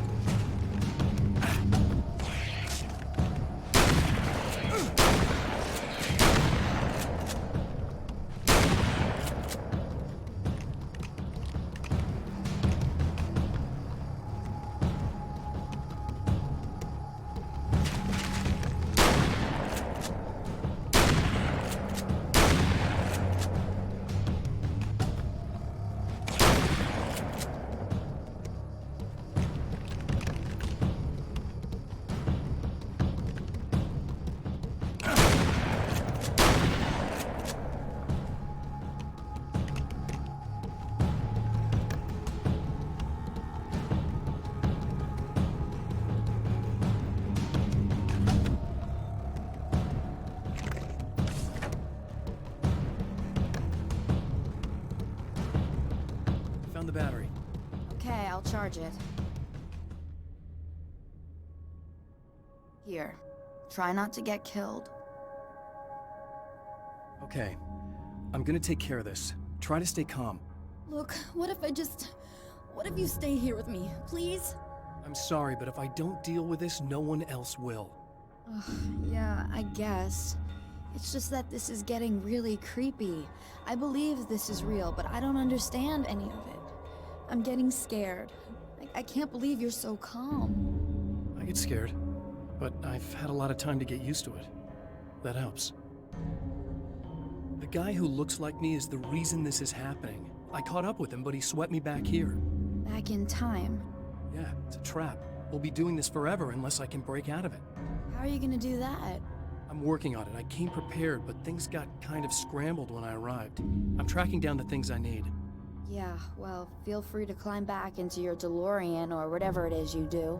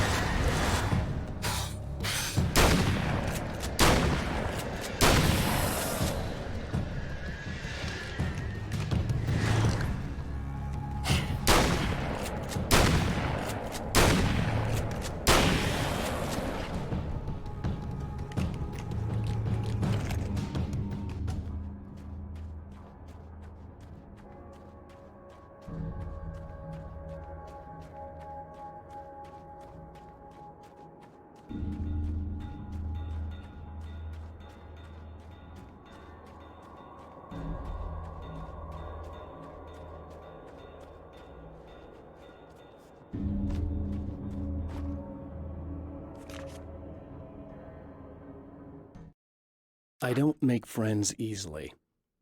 I know plenty of people, but I don't let most of them close. I've known Barry Wheeler ever since we were little boys. We had the time of our lives. I'd get us in trouble, and he'd talk us out of it. Things haven't changed that much now that we're grown-ups. He's the most loyal and dependable person I've ever met, and all the things that count anyway. You could call him a weasel, and you wouldn't be entirely wrong. You could call him a clown, and I would reluctantly agree. But he has never let me down.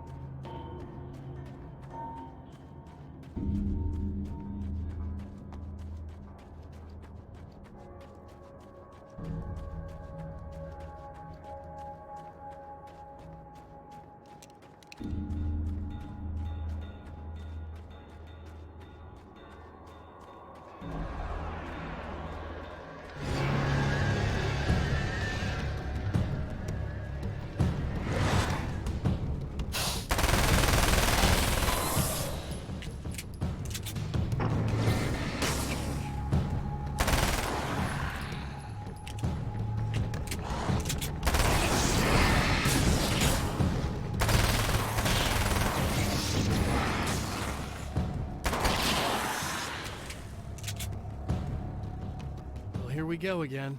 Better get ready to run.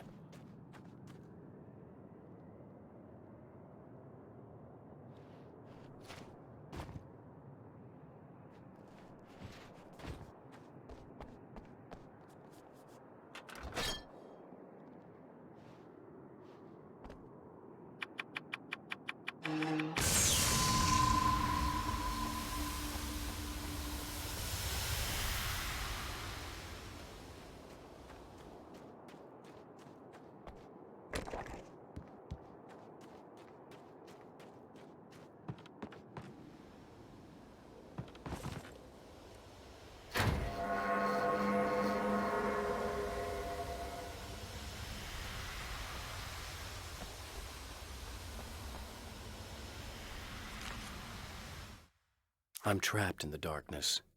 He has started appearing to me, Mr. He can travel back into the world effortlessly, and he loves to rub my face in it. At first, he was just an echo in the darkness, a flicker beyond the edge of my vision.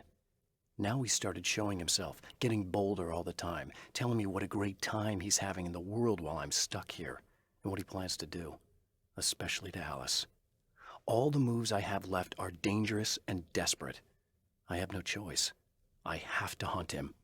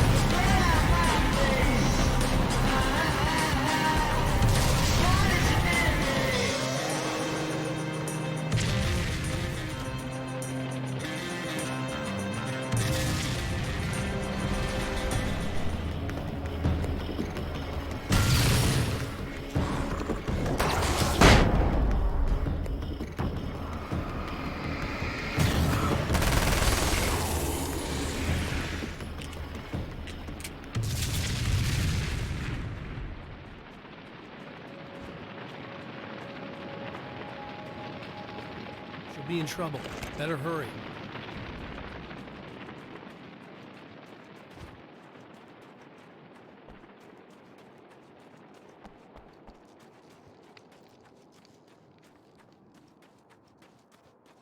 Emma! Coming! I knew something bad was gonna happen to me! This is not the bad thing! Not something!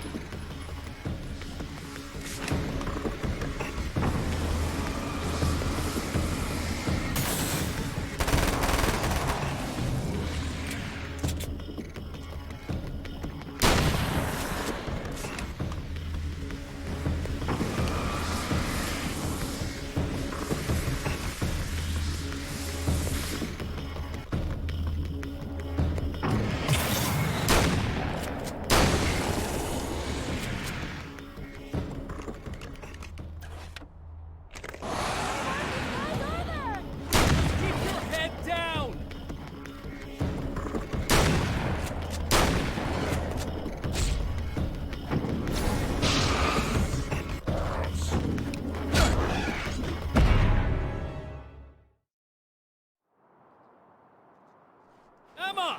I'm coming! This is not the bad thing! Nothing!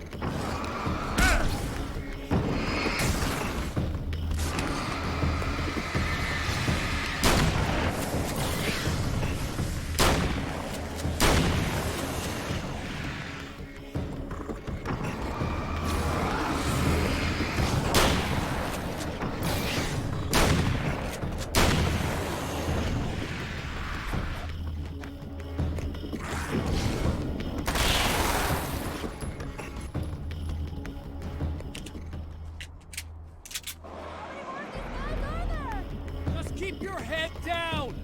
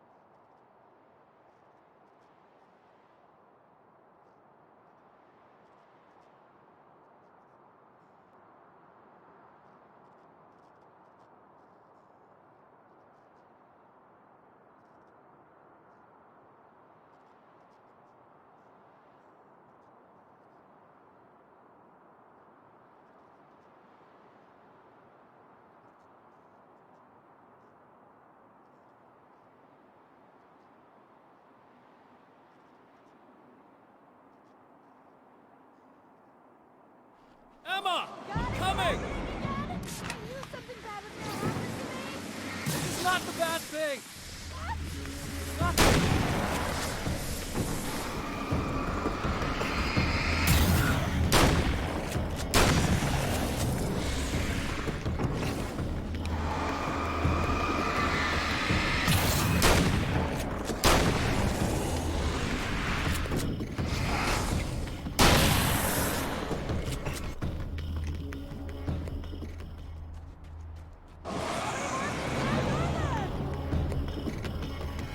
Keep your head down!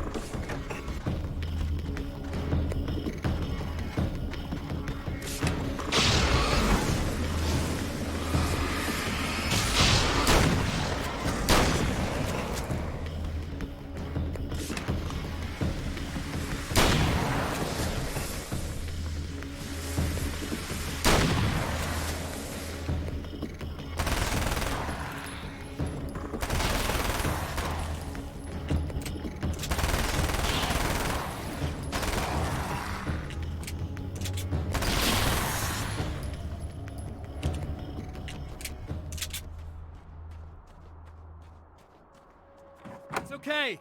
It's safe now. I got a really bad feeling about all of this. I'm gonna need those keys to the diner now.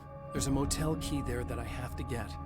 Oh, hey, you don't have to do that. I have the motel master key. I work for the same company, you know. What's at the motel? Well, there's a dead guy. He's got something I need to get into the Mount Redtooth Observatory. God, that's awful. Hey, you wanted to know about the guy who looked like you, didn't you? The last time you said he had a party, but you didn't go. No, that's not true. I did go. It was really great at first, and then I didn't see it myself, but I hear he turned nasty. He hurt a bunch of guys pretty bad, and there was this girl, she died. But I didn't hear about that until afterwards. I thought that he was so charming. And then he went to the diner. That's right. I wasn't involved. I wasn't involved with that at all. I don't know what happened. Fine. I need to check out these motel rooms. In the meantime, you stay here, okay? I'm serious. Keep the lights on and stay here. Yeah, okay. You got it. I sure hope you're right about this. You're gonna stay here this time, right? Because the last time I didn't, and that thing, whatever it is, happened to me. Yeah. I don't want you to get hurt again. Don't worry, I'm gonna stay put. I don't remember what happened exactly, but I learned my lesson. Good. It doesn't have to happen exactly the same way this time around. You proved that much when you went out and got those things for me. I think you're gonna be okay. Let's hope you're right.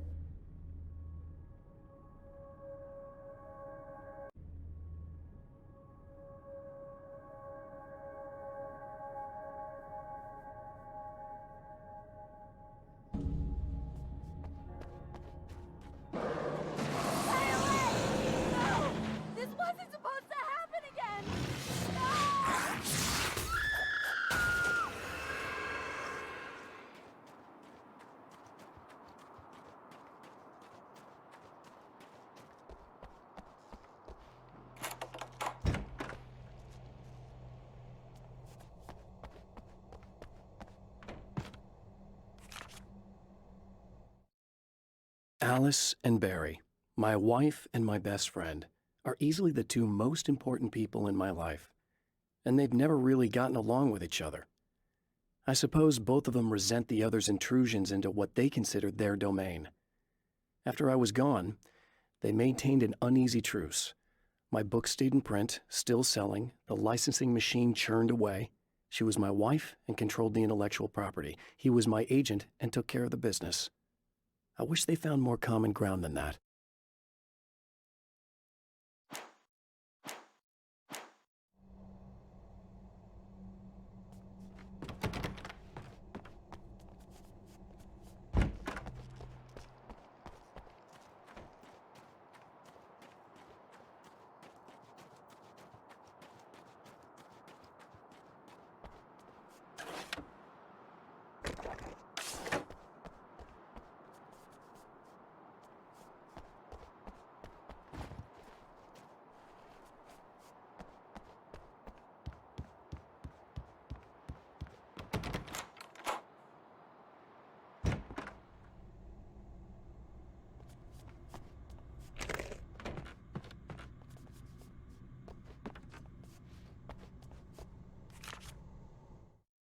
My own face peered back at me from the TV screen.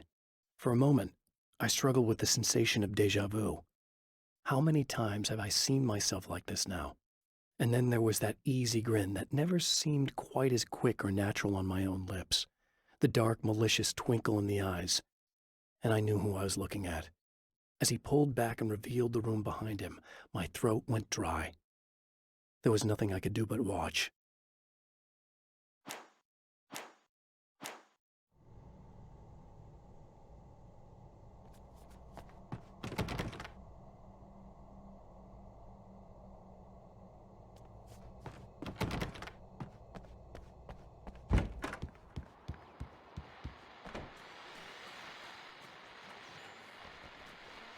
Okay, people, it's Eddie Rodman here with a few hours to kill, and there's nobody I'd rather spend them with.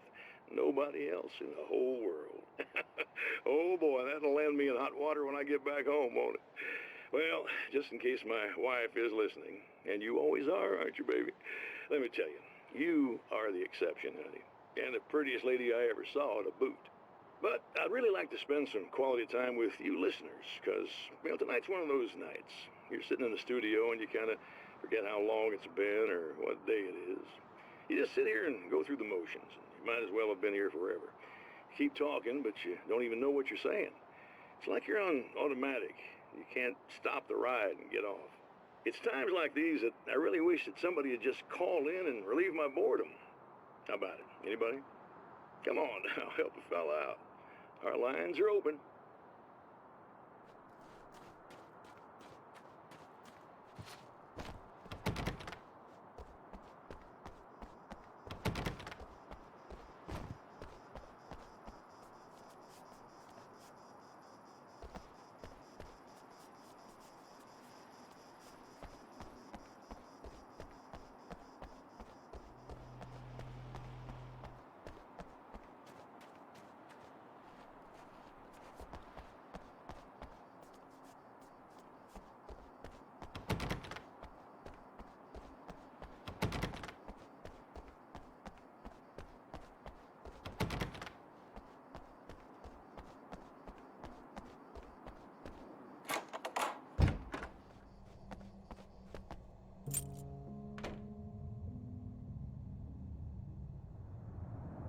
It's said that nobody knows what the future might bring, but for this man, it's no longer entirely true.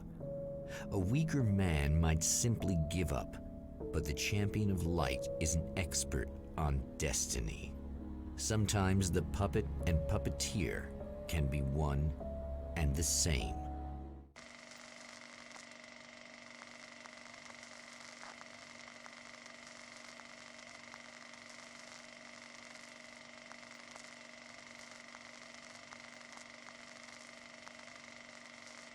Mount Redtooth, its top littered with man-made eyes that stare into the endless depths of space.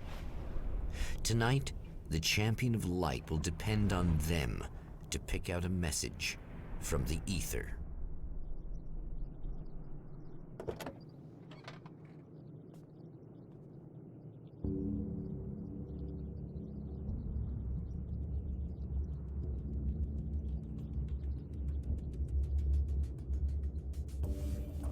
As history repeats itself, the man remembers the patterns. He knows that he needs the missing part for the telescope.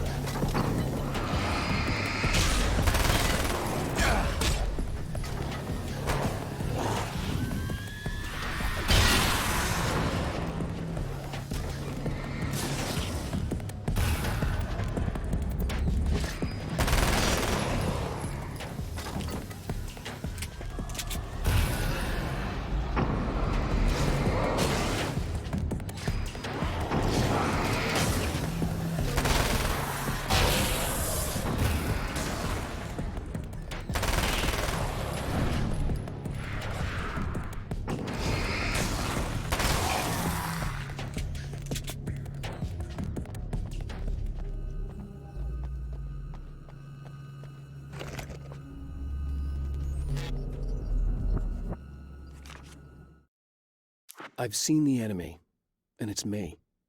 I've faced dark horrors before, things that live in the unimaginable pressures of the world beyond our own.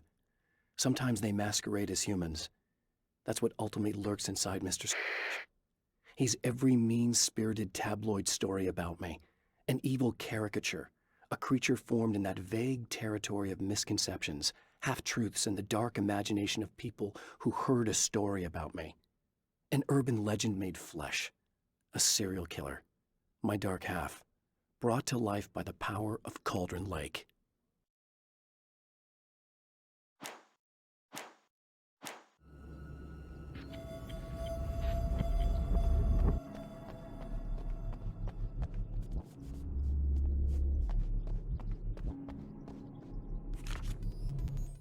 There are places where our world is worn thin, and another reality brushes against ours. One such site is Cauldron Lake near Bright Falls, Washington. But there are others. That other reality is dark, vast, and malleable, always in flux. In its depths dwell vast forces and alien energies. They're dangerous. But in one of these places, if you know how, you can channel the power of that place and use it to shape reality.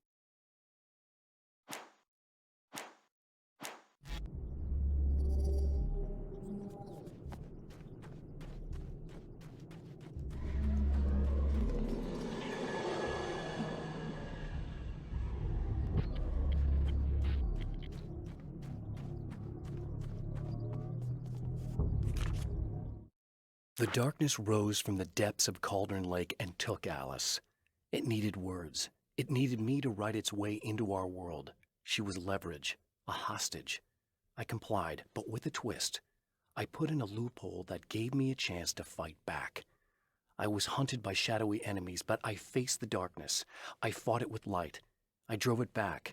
I saved Alice, but it came with a cost. I was trapped in the dark place below Cauldron Lake.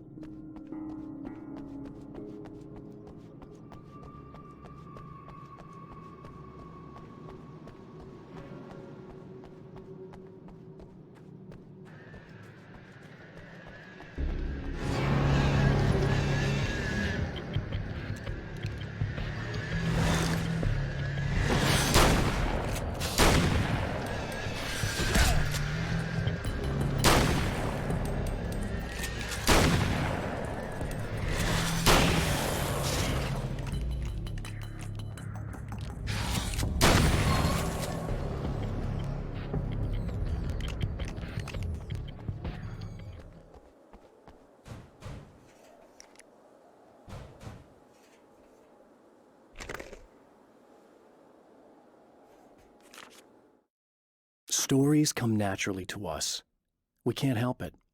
There are many different worlds, many competing realities within our heads, fueled by books, television, even barely remembered childhood tales. There's an endless supply of fictional concepts more familiar to us than anything or anyone real. We have a far greater connection to the fictional characters we know and love than the random people we pass on the street. Our destinies and inspirations are shaped by lies, myths, and fables.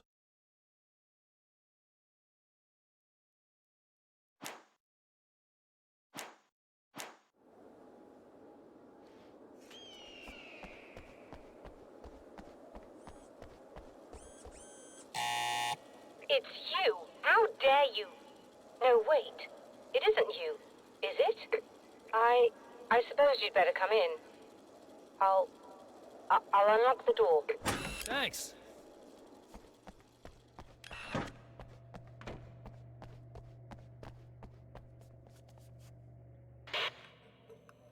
I know what you're thinking.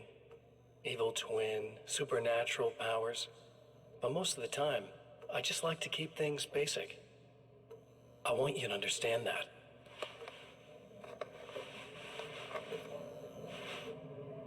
Like this. Need to get your hands dirty? No batteries, no moving parts, just physics. That's technology you can depend on. It's a classic. Speaking of classics, you need to be careful with this one, though. If the victim suddenly twists, you might end up cutting yourself. It's not really a workhorse, but I'm a sucker for this style. Now this is more like it. You've got slip-resistant grip. Believe me, you really want that traction once you're wrist deep in somebody. The blade's stiff enough so it won't open by accident in your pocket, but it's still really easy to open with just one hand. Now that's a big thing for me. I know what you're thinking. It's too big, too heavy. But sometimes you just need the extra oomph. If you're talking intimidation, this is gonna do the job. Also great for dismemberings and whatnot. You know, the messy jobs. I can't tell you how many things I've MacGyvered with this stuff.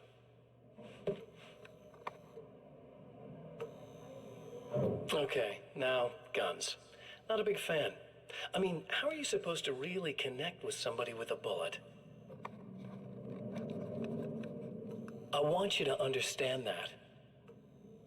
I take pride in what I do. We can't both be worthless hacks, can we?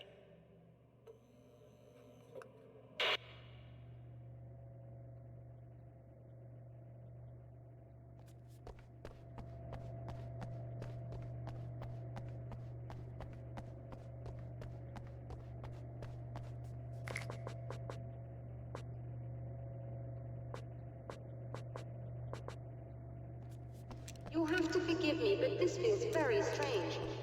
It seems like this has all happened before. I have the replacement part for your telescope, Doctor. All right. Let's get it installed.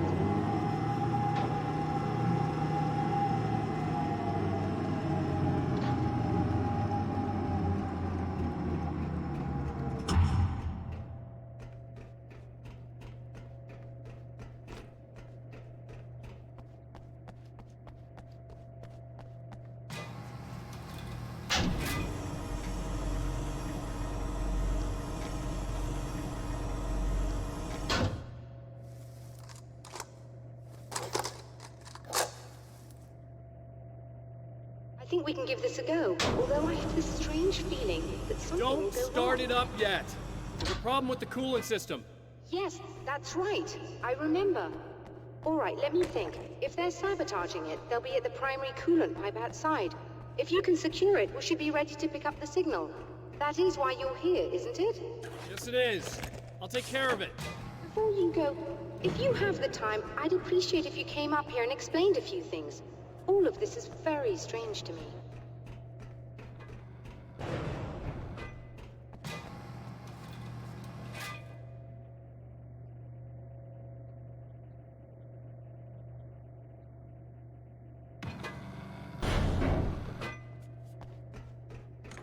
Hello. I don't quite know what's going on, but I seem to remember having had this encounter before. It's not deja vu, Doctor. This has happened before. We're caught in a time loop. That's utterly insane. How could that be? I can't really explain it. I suppose I could call it magic. I don't believe in magic. Neither do I, but I can't argue with what I've experienced. Listen, what matters now is the signal. The last time we only caught a part of it. I need the rest of it. Whether you believe me or not, you want to look into this as much as I do, right? Yes. All right. I realize that you have trouble believing this. That's an understatement. I can't deny that what you say resonates with me on some level I don't pretend to understand. But for all I know, I'm simply delusional. But it's not just you. I've experienced the same thing as you. Doesn't that prove something, at least? Maybe. On the other hand, given your appearance, and the fact that you're trying to convince me that I'm not insane, perhaps you're merely a hallucination that accompanies my delusions. You're not having a psychotic episode, Doctor. For what it's worth, I'm a skeptic by nature. I completely understand your reluctance to believe me. There are people caught so deep in their psychosis that they retroactively manufacture memories and beliefs that conform to the situation at hand. Sure, but you have to stop second-guessing yourself at some point, if you want to get something done.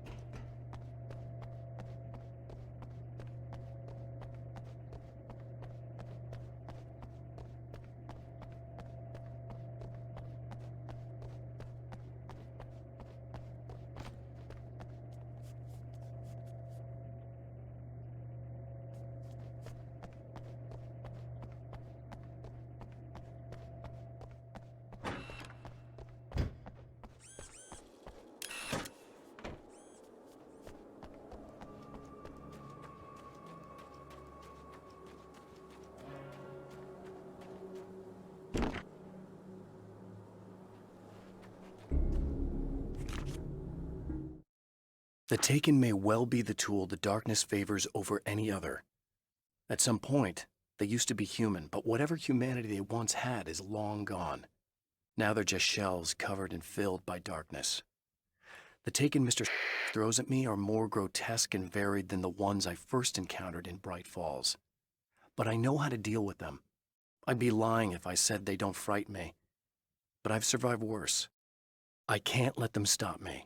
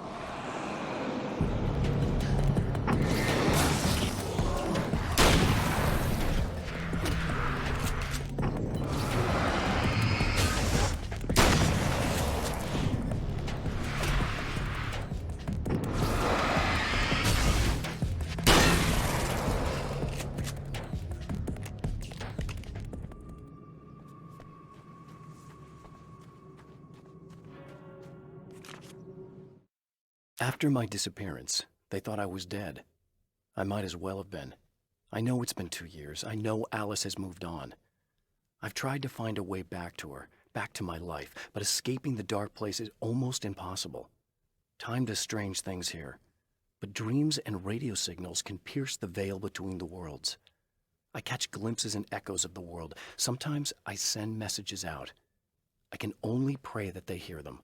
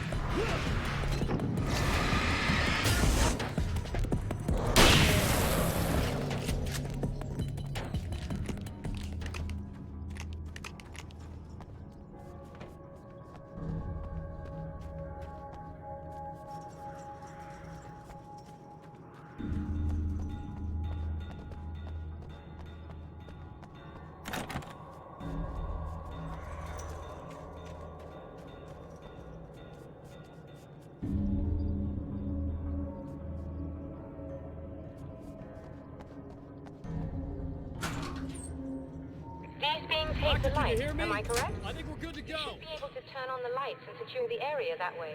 All right. I'll start looking for the signal. Please, head back.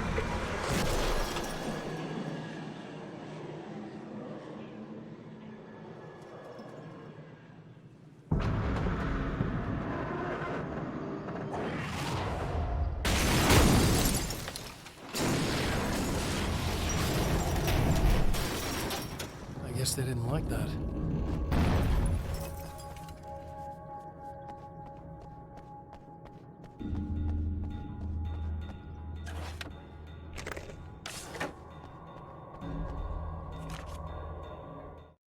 When Dr. Rachel Meadows got the call from Michael, telling her to hurry to the observatory, she didn't waste any time.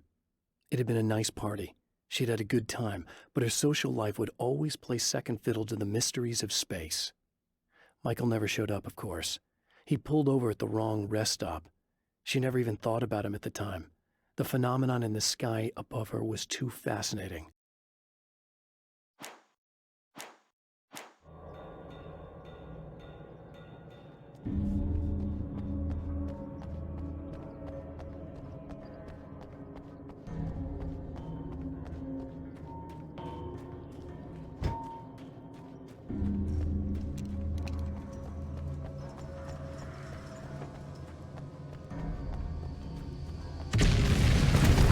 Old man Mountain's trying to kill me.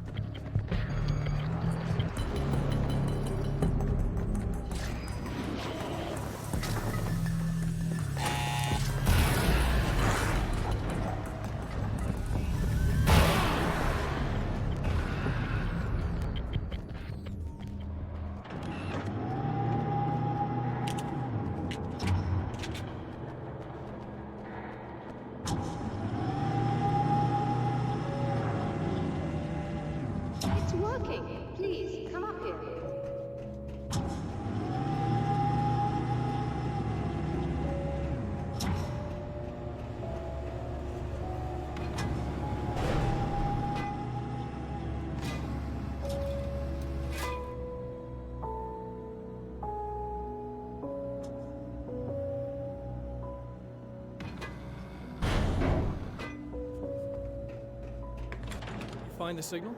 Yes, I don't think it's quite the same thing we had, the last time. Still, we're definitely picking it up. Are we getting the complete signal now? I'm afraid not. Take a look at it yourself. I'm printing out a hard copy now. I'd like to ask you a question or two before that, though. If you don't mind. What's on your mind, Doctor? Most people would find these events extremely disturbing, provided that they survive these creatures, that is. You seem to be quite adept at dealing with the situation. Why is that? Yes, I was involved in... It's a complex story. I was in this small town, and a horrible thing from another dimension kidnapped my wife and manipulated me into writing this horror story that came true. I learned to fight it with light, and I managed to contain it and free my wife. But I was trapped in its world. Are you serious? Absolutely. So, I'm used to reality working in strange or even impossible ways.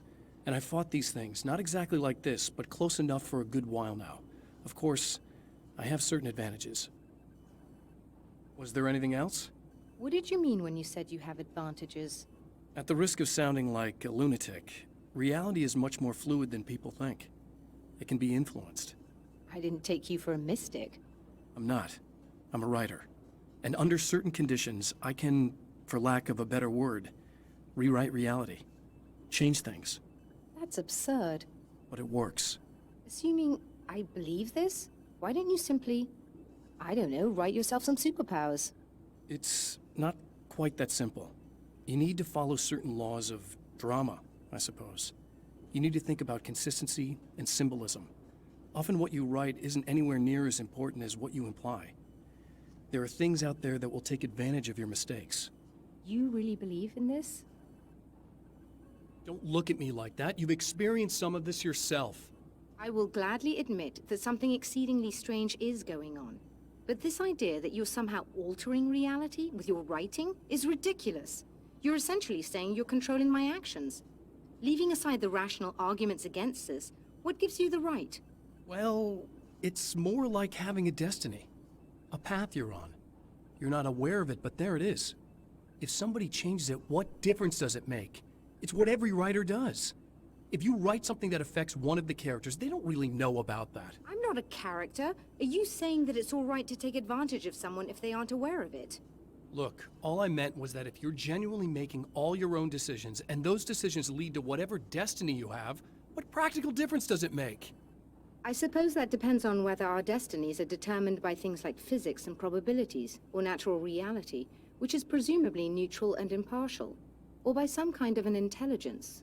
If it's the latter, that intelligence makes choices based on some criteria. If we suffer as a result of those choices, there's a moral and ethical element involved, regardless of whether we're aware of its manipulations. Wouldn't you agree? You're taking this very well. I thought you'd be hangry. I suppose I would be if I thought you could actually do this.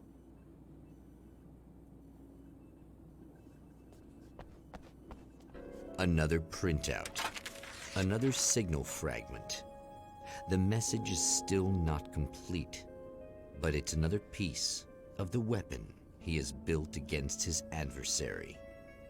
Mere words on a piece of paper, but in the right hands, they will hold back the darkness.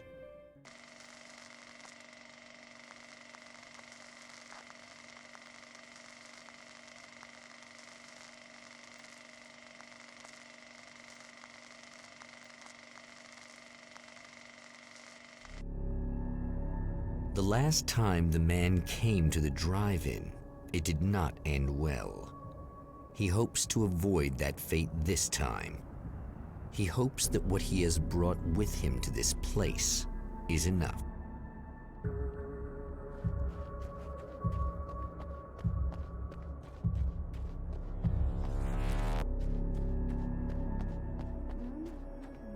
Ugh. Serena's probably out of her mind again. But I'm gonna need that key so I can get the power back on. To change the world, you must craft a blueprint for the new reality. Any work of art will do, as long as it's a genuine act of creation. That's what the energies of the dark place respond to. The results may be subtle and perplexing, or far-ranging and momentous. My area of expertise, the written word, gives much more precise results than music or interpretive dance would, for instance. But words can be extremely dangerous. What you define may become reality, but so can that which you imply, even if you don't realize you're doing so.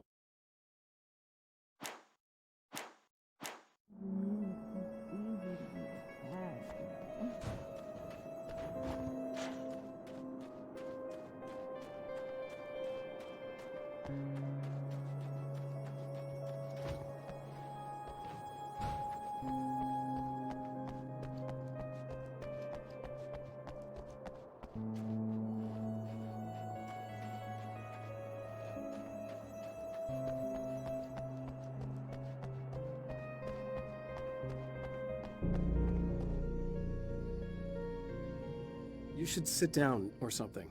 Try to stay calm. I don't want to be calm. I want to be nasty.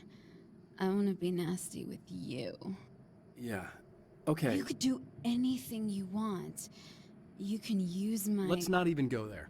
I was hoping that you'd remember more, but I guess that was too much to ask.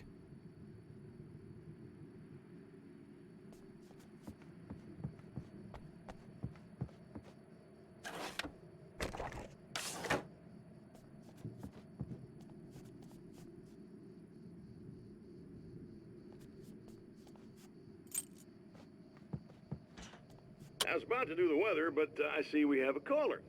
Hey, you're on the air with Eddie. What's up? Hey, Eddie, it's Ricky. You talked about fate before. You think about that a lot?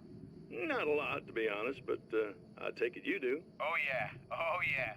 Any conclusions you'd care to share, Ricky? Well, we've got free will, right? That's in the Bible and everything. Yeah, right, sure. So free will, right? Am I right? I mean, if we can do what we want, how can there be fate? I mean, you don't know what's going to happen next, so there's no fate. There's just people doing stuff. Well, I don't know, Ricky. I don't suppose you have considered the possibility that we're all here in the service of a greater purpose, incomprehensible to us, and that what we take to be freedom is nothing more than the move of a pawn on some cosmic chessboard, limited in scope, subject to the whims of unseen players, existing only for their entertainment. Or perhaps we're just a twisted reflection of actual events that can happen elsewhere. Could it be that such is life in Night Springs? Dude, what? Food for thought, Ricky. Food for thought.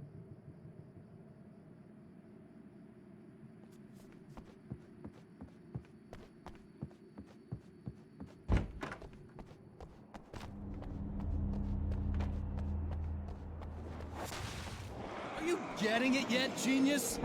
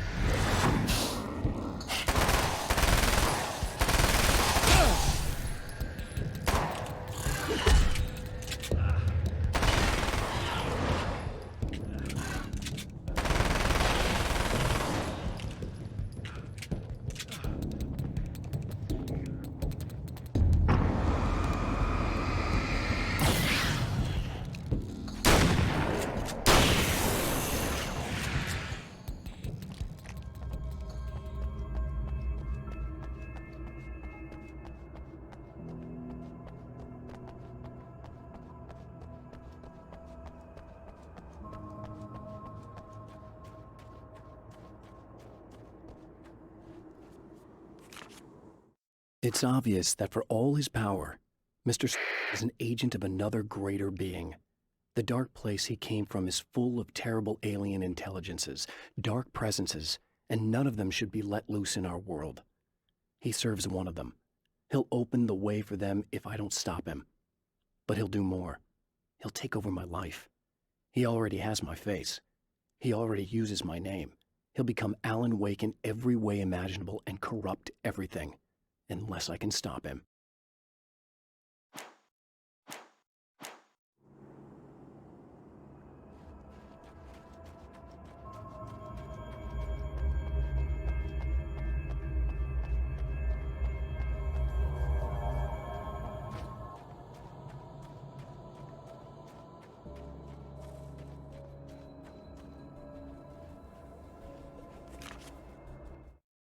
The car seemed to sail through the crisp mountain air in slow motion, spinning around one axis almost lazily. The moment was hypnotic. Then it struck the pipeline in a shower of sparks, the impact turning the windshield into a burst of safety glass. As it hit the ground, I snapped out of my reverie. The car was rolling downhill, slowing down as every bump killed momentum but still coming. The fence wouldn't be enough to stop it.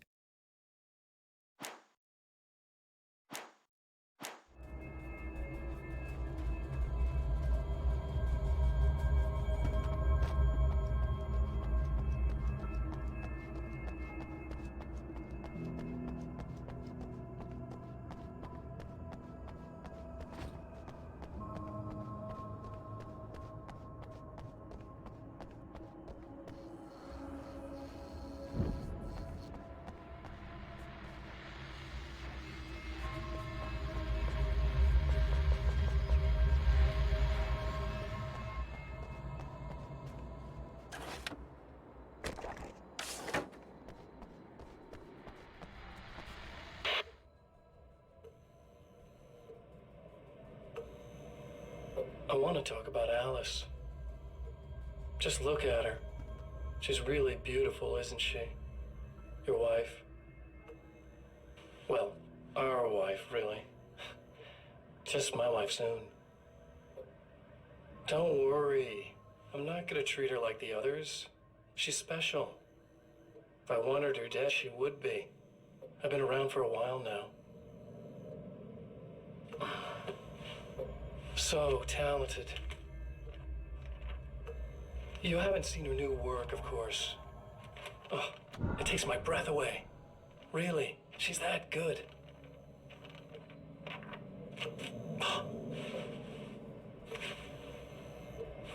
Did you know that I've got a wedding ring, too? We're that similar. She's seen me a couple times, you know. I've let her catch glimpses. She thinks she's imagining things, of course. She thinks you're dead. It might as well be. I mean, even if you manage to keep surviving, you'll be in my trap forever. So I'll go to her. It'll be an amazing moment. Oh my God, you're alive. I'll be the good, loving husband for as long as I can stand it. She'll love it. And then, one day, somehow, it'll happen. Maybe I'll slip up, she spots something, or maybe she just starts running her mouth. And then, I'll do it.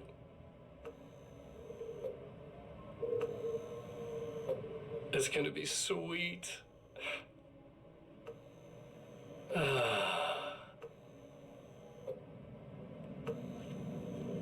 My darling wife.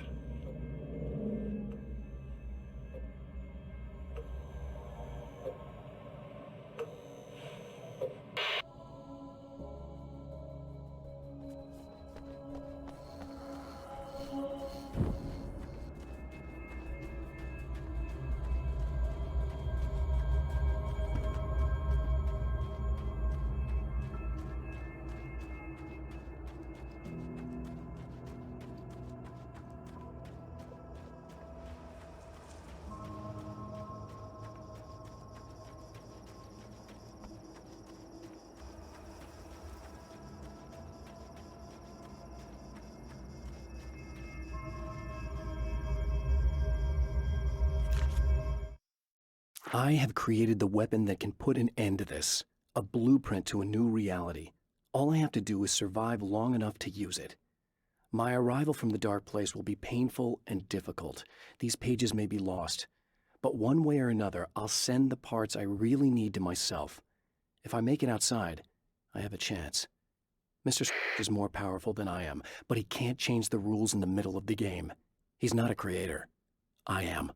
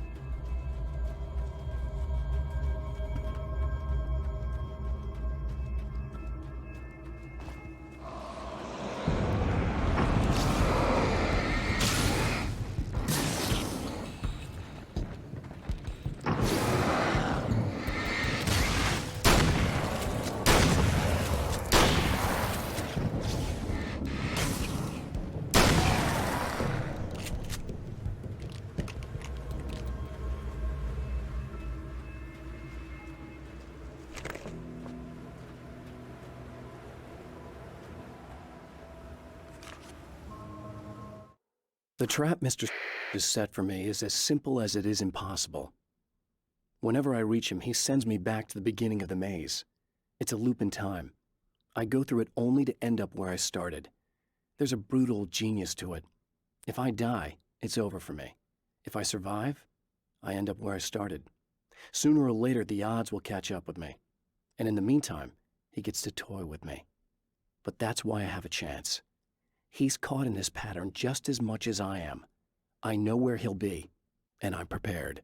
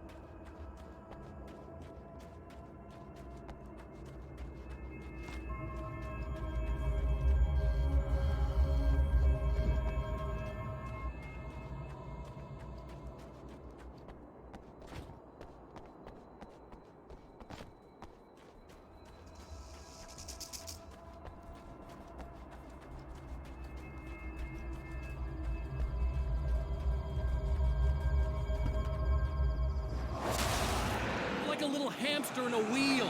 Go ahead and keep running for all the good it'll do you.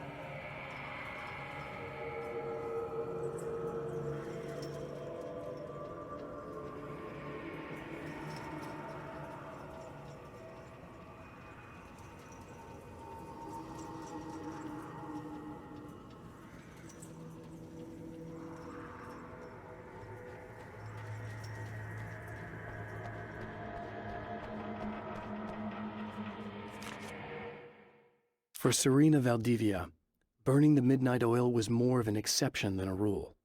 A procrastinator and a perfectionist, she often worked when she wouldn't be disturbed. Tonight was especially important. The film festival would open tomorrow, and there was still so much to sort out. It wasn't that the work hadn't been done. She just didn't feel like she had completely mastered everything yet.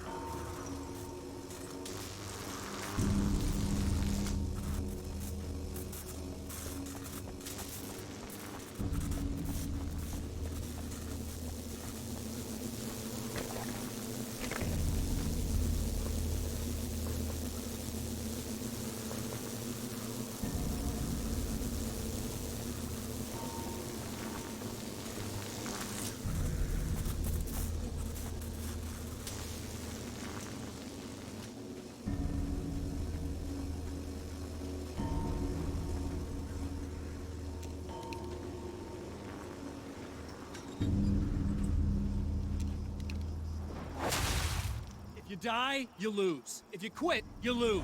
If you make it to the end of the loop, you still lose. Sucker.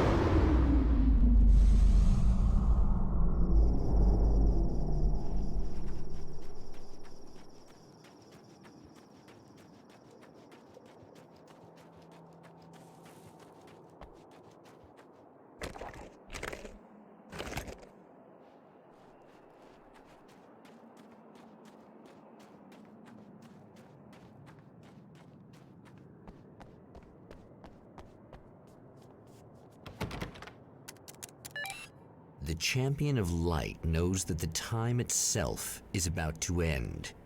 At least for him. He can feel the dead end rushing towards him. But there is time to act. Incomplete or not, he has the weapon. I don't have the whole thing, but maybe it's enough.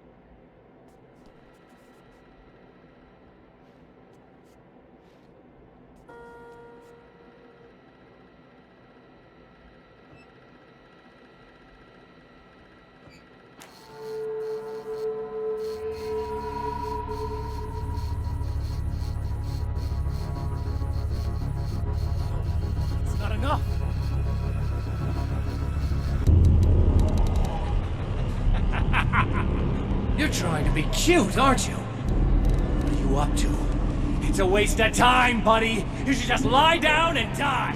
Let me take over. This is the only thing you've got coming to you. From here to eternity. No matter how many times you come back.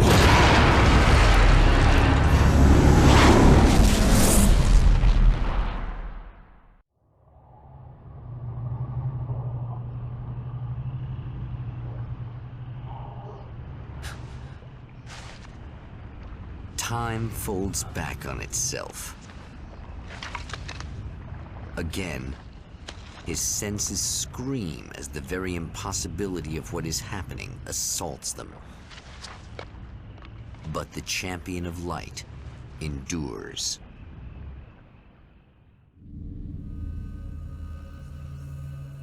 Each time he gets a little closer. Each time another detail falls into place. Now, the trap works against the Herald of Darkness.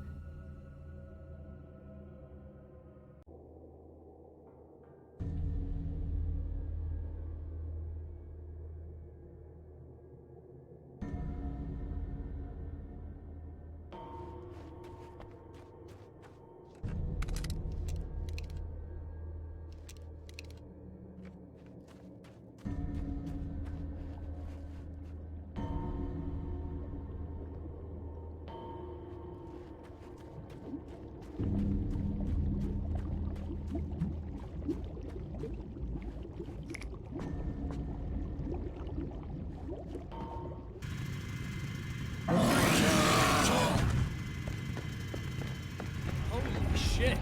What are you, the King Hillbilly?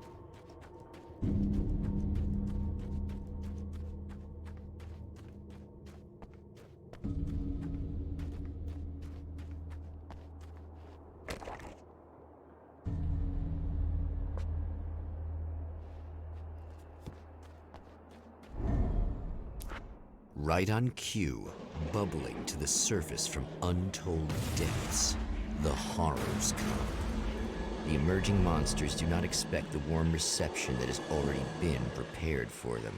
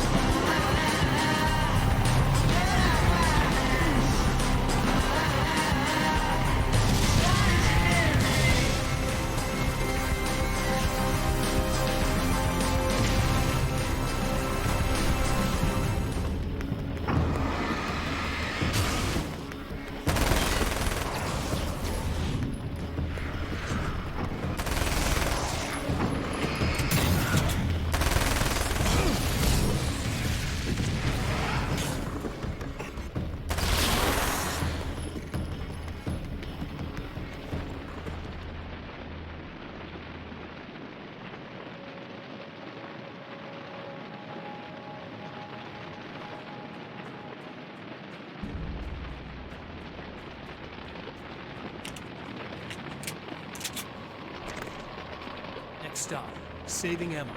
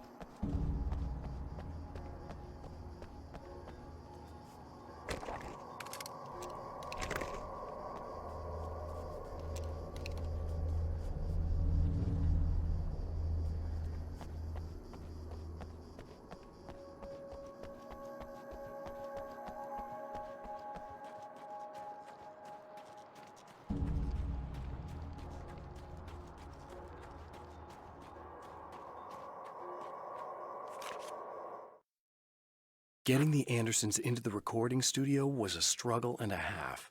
But once they actually picked up the instruments, something happened. They were two old men, and they weren't. They were doddering bags of bone, and they were barely contained power. And there was music. Barry rubbed his hands together. He knew how to pick a winner. Now all they needed was some direction on how to make things a little more modern. Barry had never produced a thing in his life, but he knew what he liked. He knew Balance Slays the Demon was going to be a hit.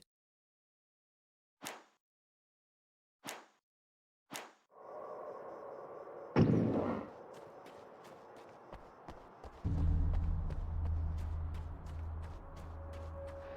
it bad that this time I just went, oh, he's gonna be right along to save my ass? Not as long as I show up, I guess.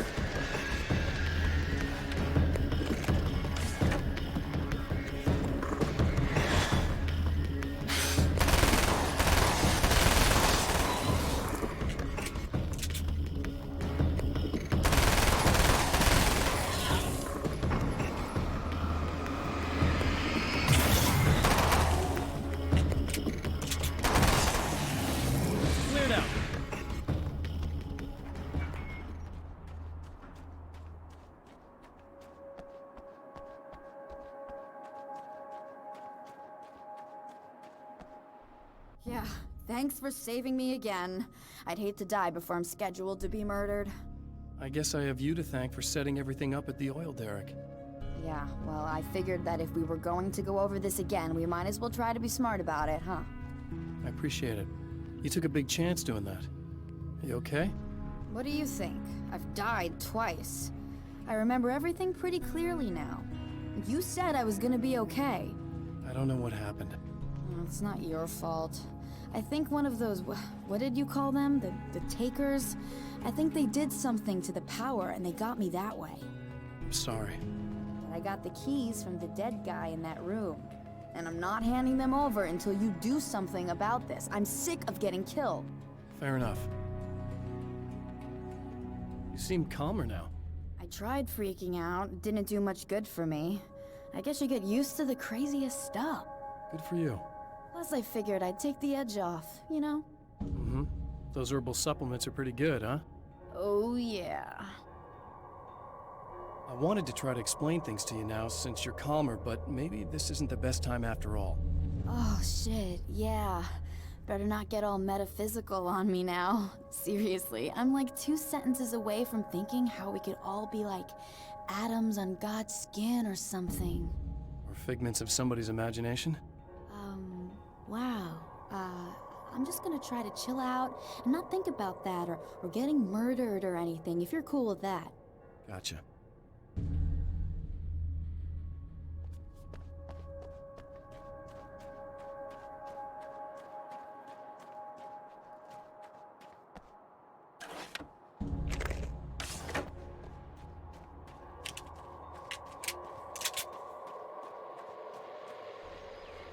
Well, art lovers, are you feeling neglected? You shouldn't. You know Eddie Rodman's got love for you, which is why I actually hauled myself out of bed before noon, just so I could record an interview for your pleasure. Enjoy. Now, as I'm sure you all know, the annual Night Springs Visual Arts Show is coming around again, and that's a big deal for all of us that are in the culture business. If you can call it a business. That's a little controversial, I know. Oh, that's okay. Money makes the world go around, no doubt about it.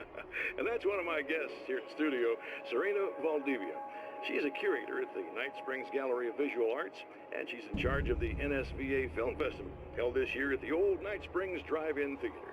Hello, Eddie. It's great to be here. And let me just say that it's a wonderful venue.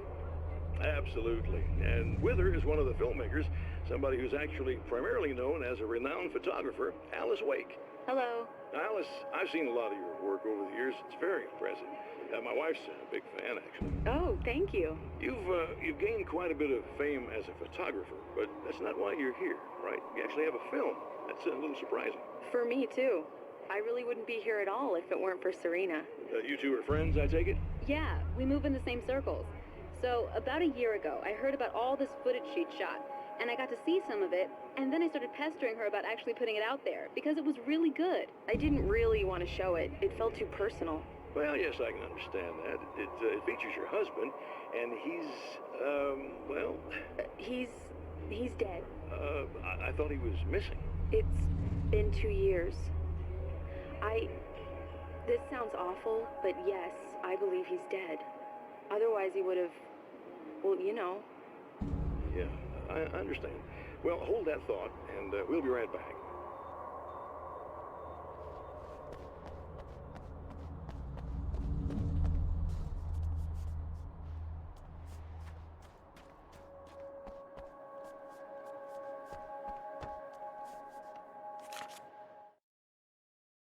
I have seen the darkness twist flesh into new shapes before, but encountering these giants is an extremely disturbing experience.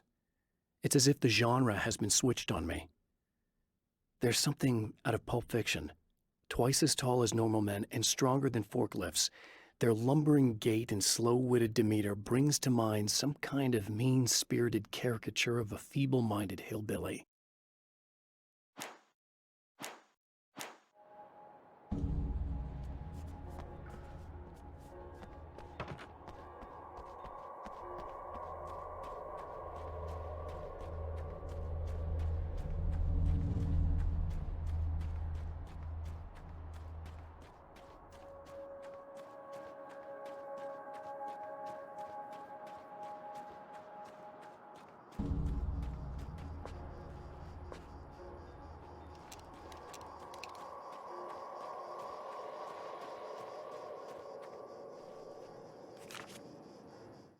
Emma wasn't sure exactly when the man arrived at the motel, but from what she could tell, the party started almost immediately. It was infectious, spreading from one room to another. He was mercurial, almost as if he was flickering through the scene, telling a joke here, throwing an insult there, oozing sex and violence and excitement. She had never seen someone like this before. He looked at her and smiled, and she felt her heart flutter a little.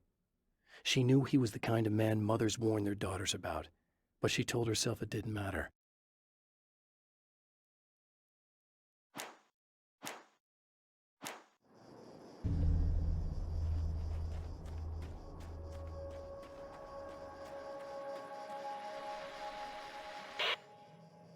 So I've been thinking about Barry. I don't know what to do about him yet. I mean, I'm not gonna keep him around, that's for sure. Al? Al! Ugh, little parasite. Your best friend. Really? That's the best you can do?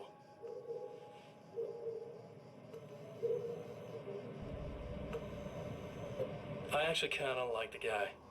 He's a plucky little butterball.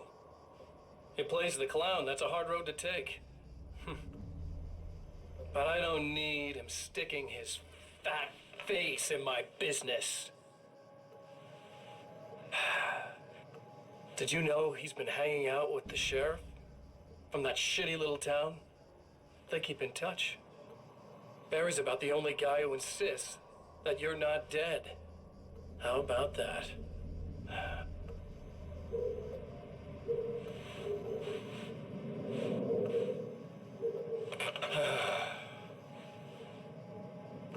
I might keep him alive for a while.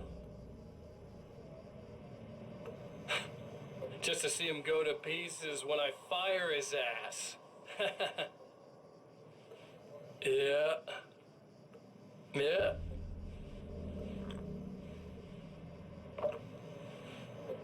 Yeah.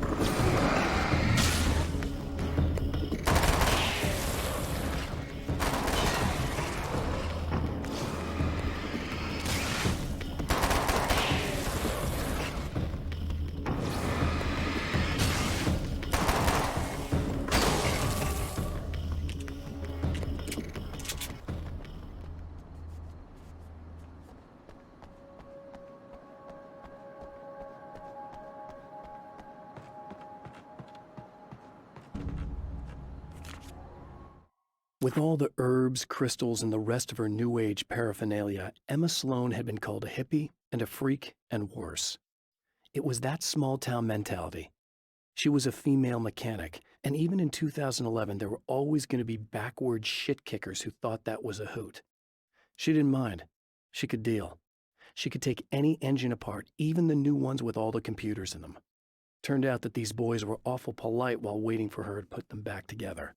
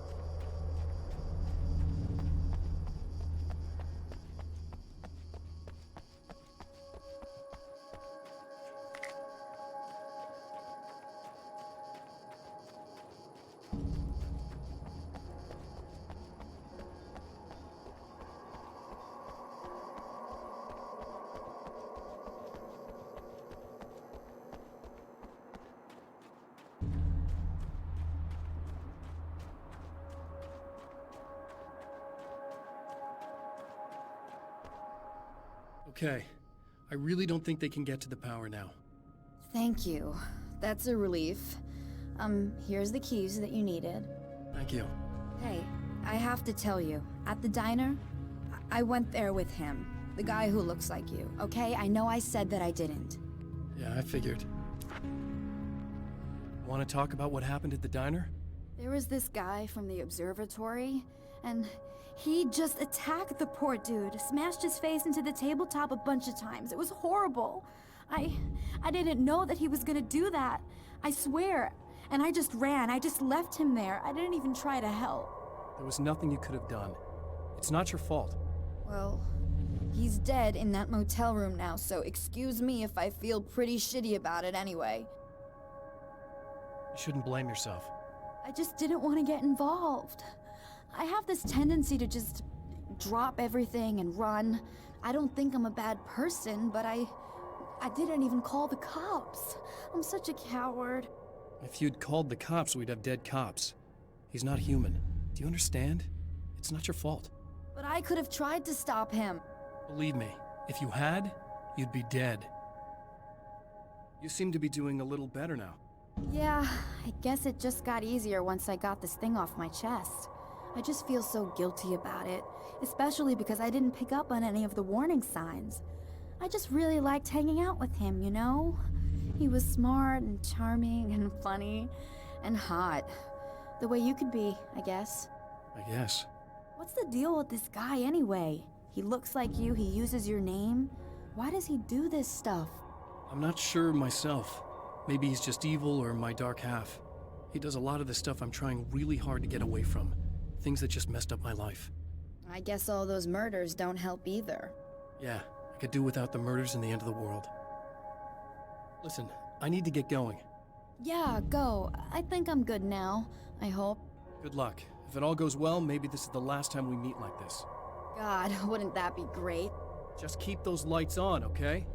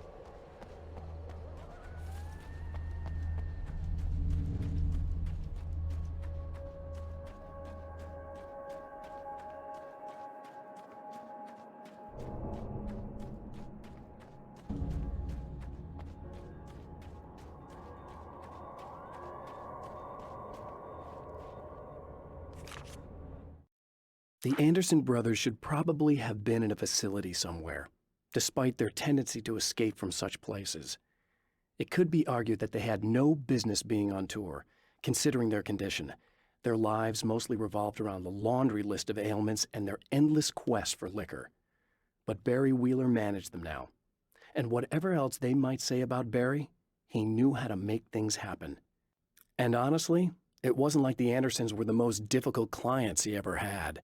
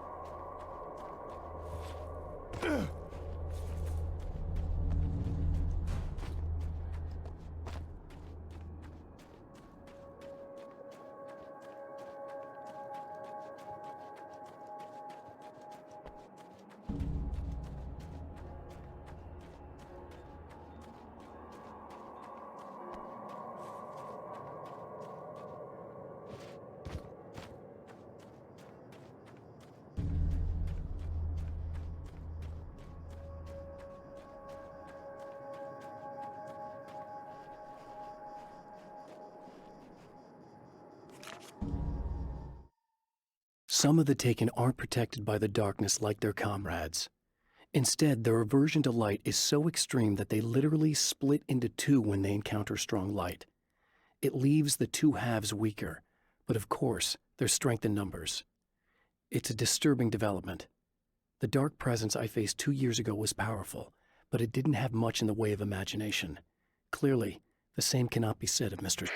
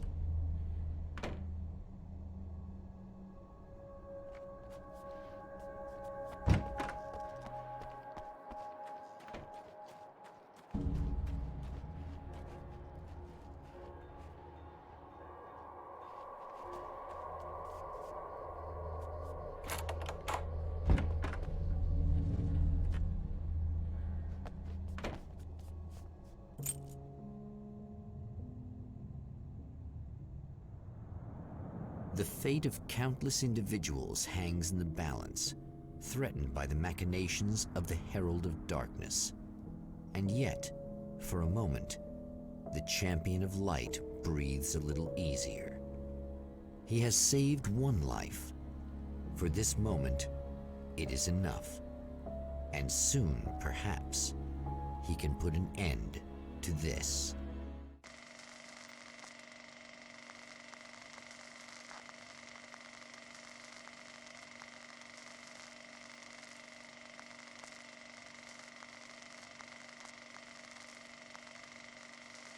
Returning to the observatory for what he hopes is the final time, the man feels anticipation and dread in equal measure.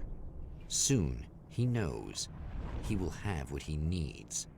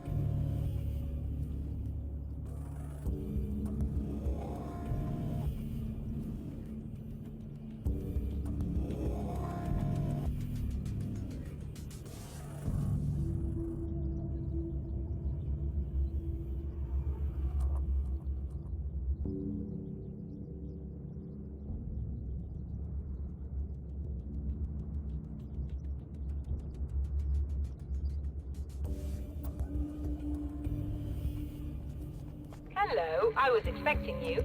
I've already taken care of the imaging array, but you should still look into securing the primary coolant flow. With some luck, you may be able to light the area before these things even show up.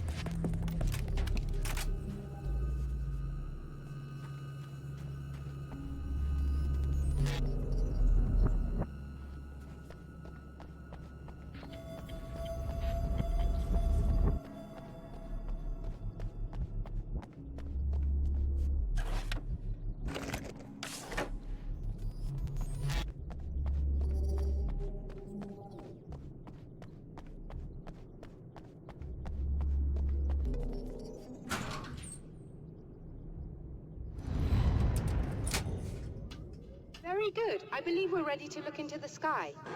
Right there, Doctor.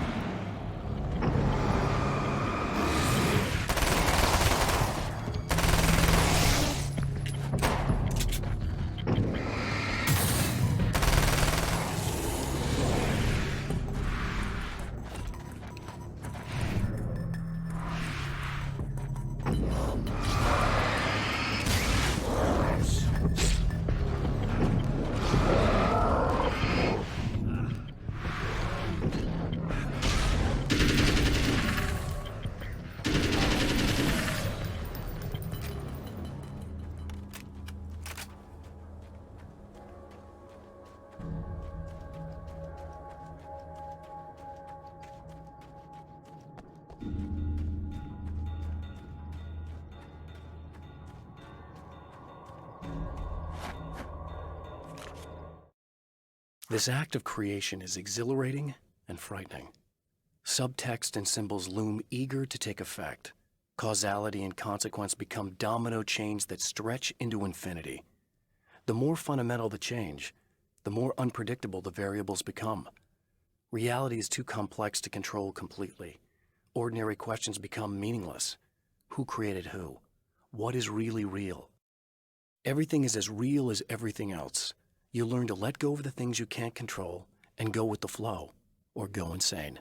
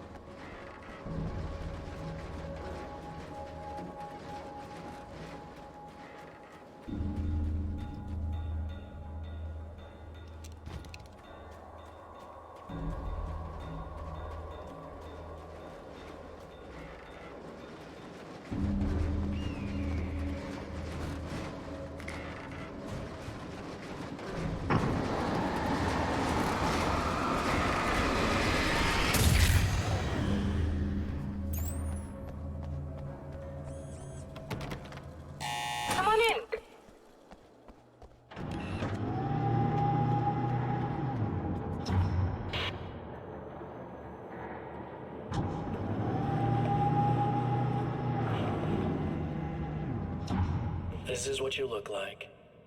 Does that bother you? I bet it does. I'm not just wearing your face, you know. It goes a lot deeper than that. There's a lot of you and me. All the best parts. At first, I was just an idea. But they kept telling all those stories about you. You already had that rep. And then you disappeared mysteriously. And then, the stories about bad, crazy Alan Wake came true. And here I am. That's the best part, isn't it? When that happens, you can always count on Cauldron Lake.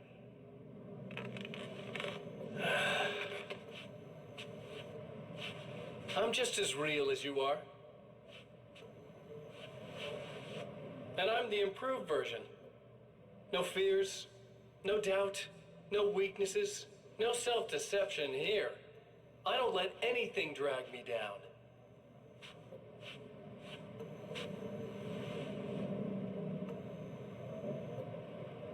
I know you like I know myself. I know it bothers you that I'm like this, that I use your name, crawl my way into your life. But I only do it because I'm better at being you than you ever were.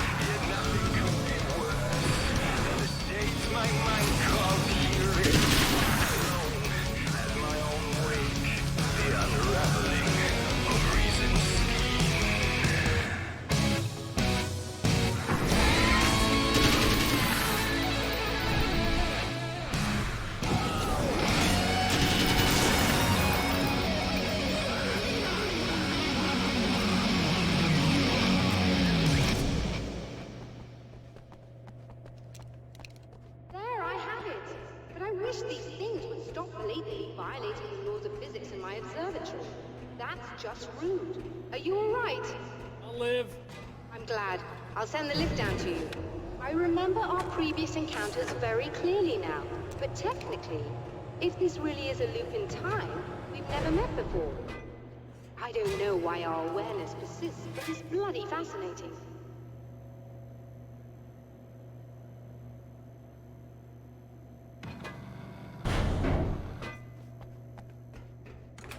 Doctor?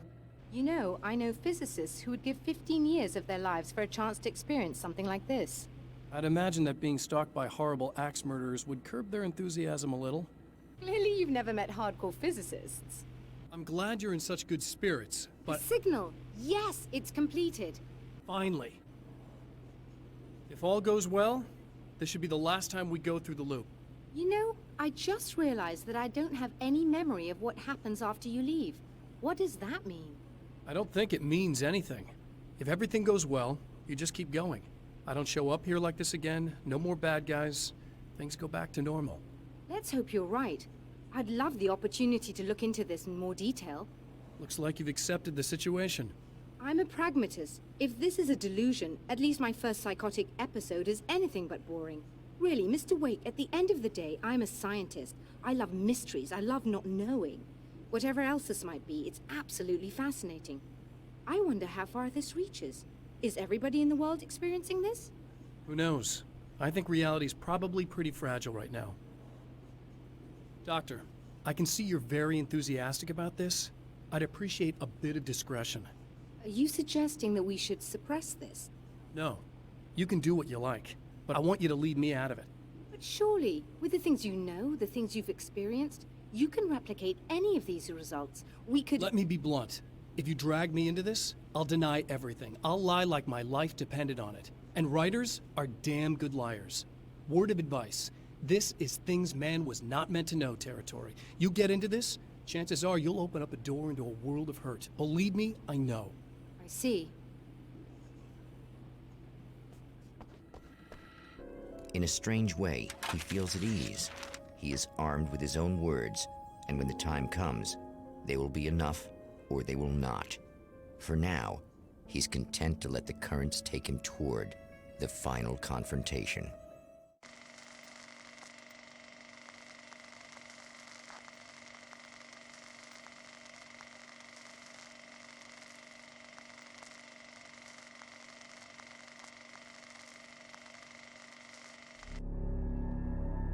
Once more, we return to the drive-in.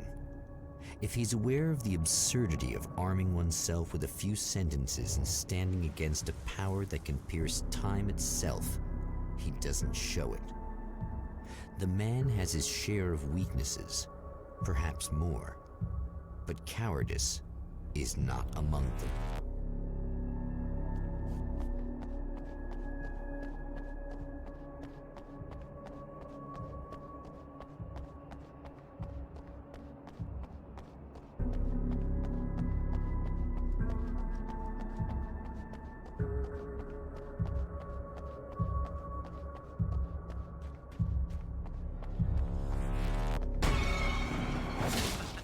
Oh, you got yourself a little plan, do you?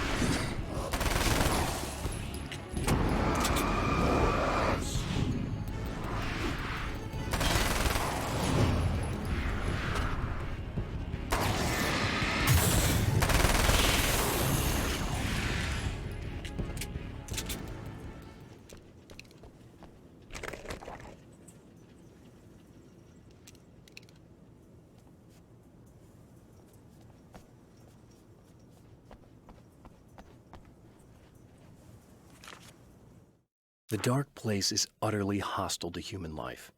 It eats at your mind, wants you to succumb to madness. Your own thoughts can turn against you. Every shadow conceals a threat that attacks at the slightest sign of weakness. You're under endless assault. Every day is a struggle for survival. But I've learned to take care of myself. I focus on Alice, our life together, my need to be with her. That takes me a long way in the dark place. as long as I have my gun and the flashlight.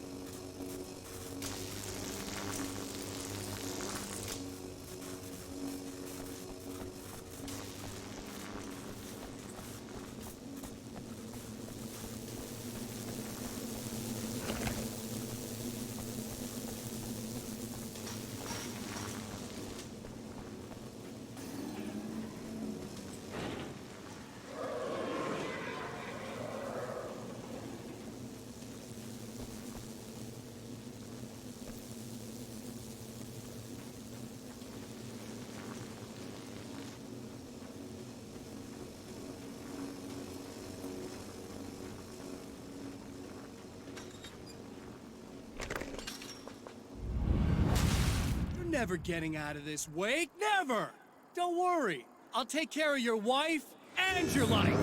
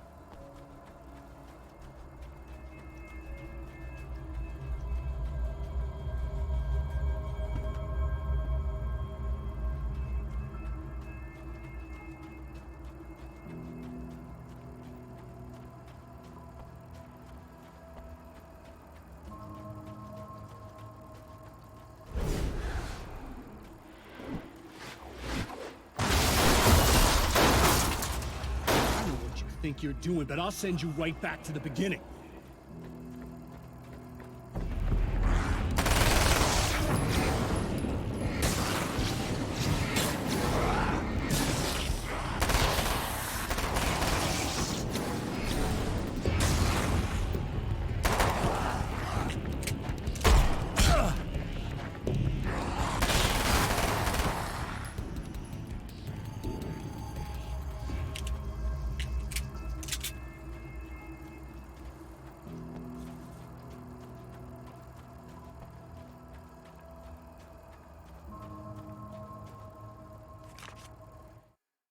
When the Dark Man's eyes suddenly locked into Serena's, she flushed hot. They ignited a black fire in her. He was talking. He wanted the power turned off. He said something about the projector booth. She hooked a finger under his belt buckle. He grabbed a hold of her throat and twisted until it hurt. Somewhere deep inside, a part of her screamed in paralyzed horror, but the moan that escaped from her throat had no panic in it. "Pay attention," he said. "Business first." His eyes glittered shamelessly. Hers did too.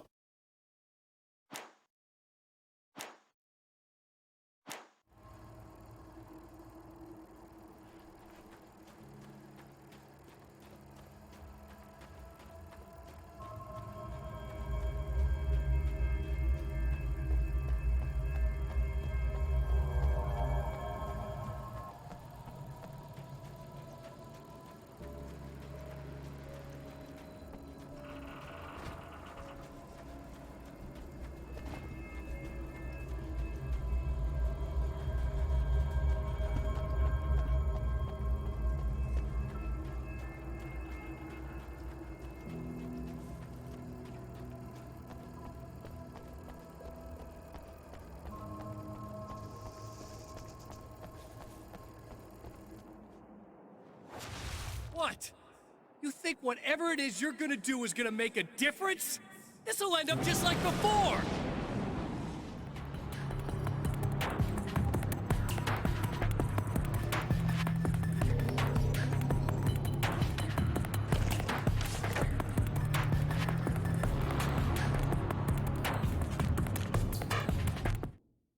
There's more to fighting the Taken than just burning away the darkness that protects them. When I'm fighting for my life, I find myself slipping into a state of intense concentration that makes the beam of my flashlight seem more powerful and focused. I used to think it was just my imagination, something brought on by the adrenaline and fear of death, but now I'm not so sure. I've been touched by powers that I can't begin to truly comprehend, and they've left a mark. I'm starting to think this might be a part of it.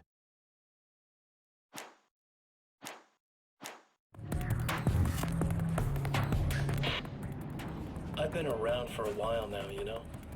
While you've been indisposed, stuck in the darkness, I've been busy. I operate in the shadows, not always literally, you understand? I'm a little more resilient than those I've taken, but I do my best work in the dark.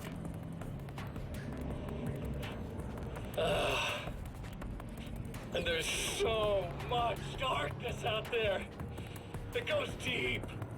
And the things that live in it are fast, big bastards.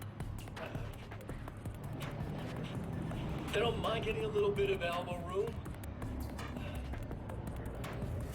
All that chaos and madness, it doesn't really do that much down there. It's like pouring a glass of water into the ocean, right? But up here, yeah, you can really make an impact. All they need is someone to bring them all the way through. But first, I had to take care of you. You party pooper. You're stuck in an eternal cycle now. The sun's never coming up for you. Everything else? Do my thing. Getting a bit of quality time with Alice. That's a little something for me. And I deserve it.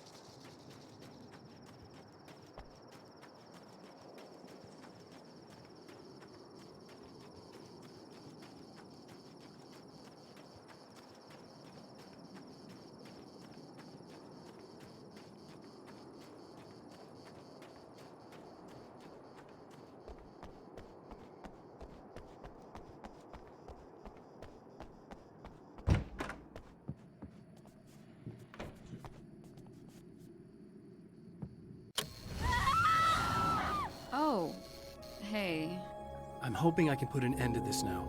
You'd better. I really don't want that to happen to me again. It's like somebody vomited in my brain, like a sleazy movie that keeps looping in my head. I'll stop this, I swear. You know the part that's really screwed up? If you mess it up, it'll just keep happening forever, right? I don't think I can deal with that. Don't think about that. I don't think of anything but. Hey, afterwards, when all this is done, look me up. This thing, I can probably help you deal with it. I don't know. It's almost like I'm not even in the same world anymore. Everything's just weird now. Yeah, I know. A lot of that'll pass with time, but being touched by the darkness, it's rough on you. It's a lot to process, and I just don't want you to get completely screwed up by this. Might be a little late for that, to be honest. Yeah, well, there's degrees. At least you're not at a point where you go around picking fights with people over not changing their light bulbs often enough. What? Never mind. All I'm saying is, you're not alone with this. And anyway, you're friends with Alice, so, you know, any friend of hers. Thank you.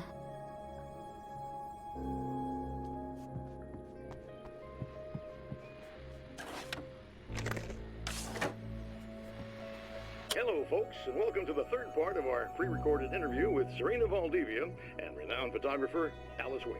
So, tell me about the film. It's called Sunrise, and it really wasn't something I ever thought of as an actual film. It was just footage, things I saw and happened to shoot.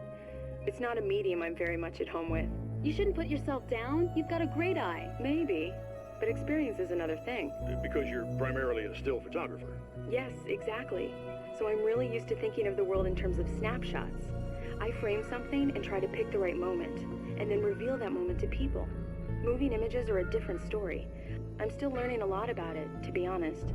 So, this is a new thing for you? Or maybe I'm just a slow learner. But showing it like this is definitely a new step for me. It's a little weird taking something this intimate and showing it to everybody. Not that the material itself is somehow shocking. It's just that those were private moments. But that's why it works, because it feels genuine. It's not so much a story as it is a sort of an echo, showing us how you saw your husband at the time. It's not really about the sunrise itself or Alan watching it. It's about you two together. I suppose. It's funny, looking at it now, especially now that it's been edited like that. It takes on a life of its own, almost. It's a kind of a fantasy. Well, there's nothing wrong with that. No, you're right. I'm glad you talked me into it.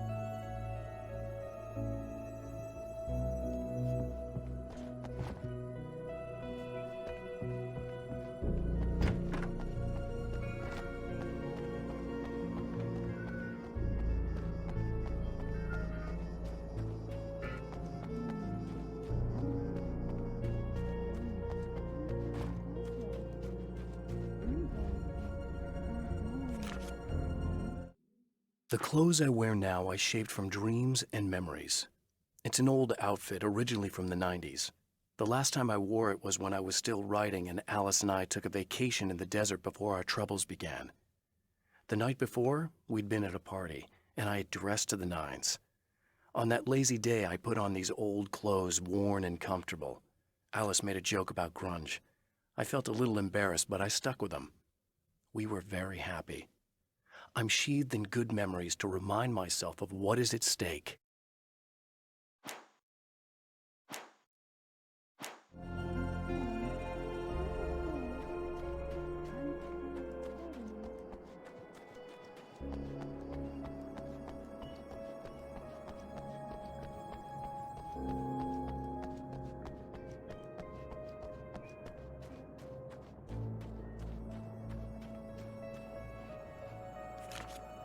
The Taken were always single-minded. They had a certain animal cunning, but they weren't very intelligent. That's one reason why they prefer melee weapons. Actual firearms are too complex for them to use. That's why seeing the one who threw grenades at me surprised me. But of course, they aren't actually grenades. There's no pin to pull, no fuse to set off an explosive, just concentrated darkness.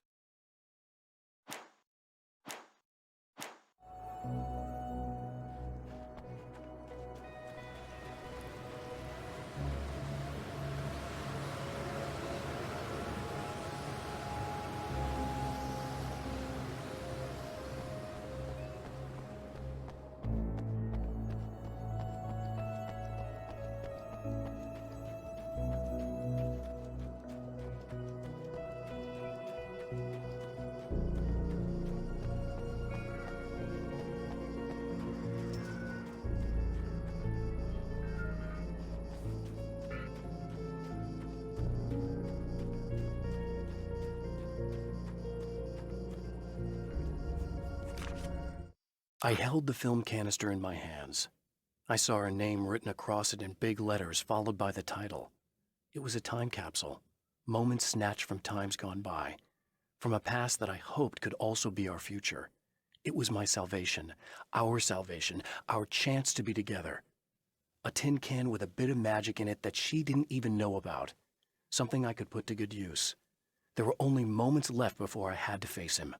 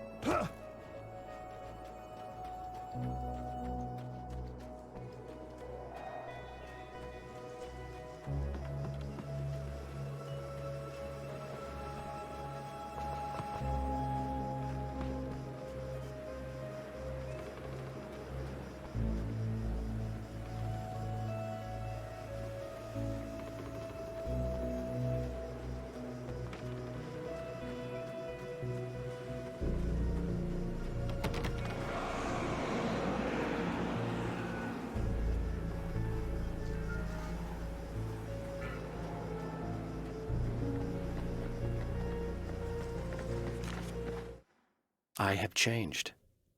I know who I am now. I know that I can write my own fate. Bright Falls taught me that. I know that indulging my weaknesses, giving in to fear and complacency will only drag me down. The Dark Place taught me that. I'm no Zen master. I've not attained enlightenment. But I have learned to let go of the things that I don't need. I know that without that balance within, I become my own worst enemy. Now I strive for equilibrium, and with that, I'm strong enough to get where I want.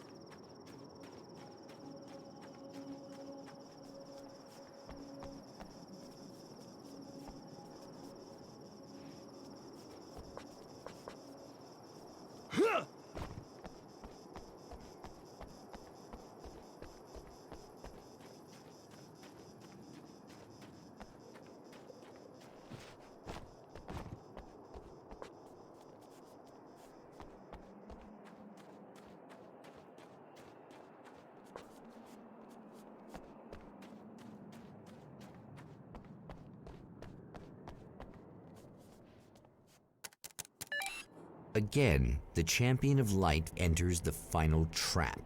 The new reality is almost here. All he needs to do is change the details of the scene, push it past the breaking point, and the rest will snap into place.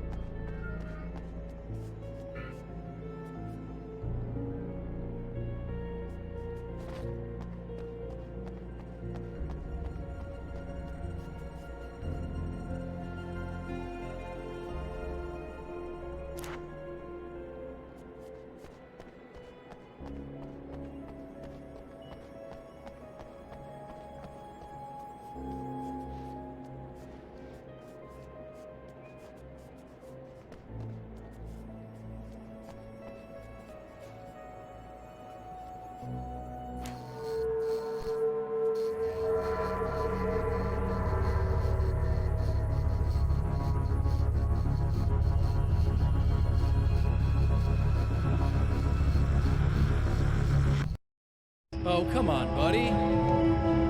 Why don't you... What? What is this? No!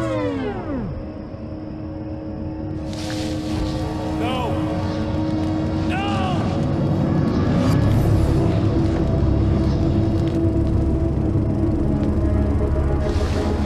You can't do this! All I did was take the things you always wanted and never had the balls to go for. It's my turn now! It's my life! It's my life!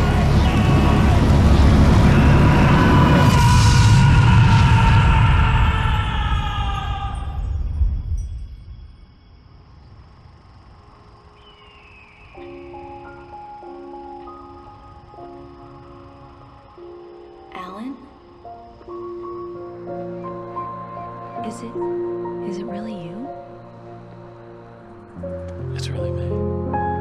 How? I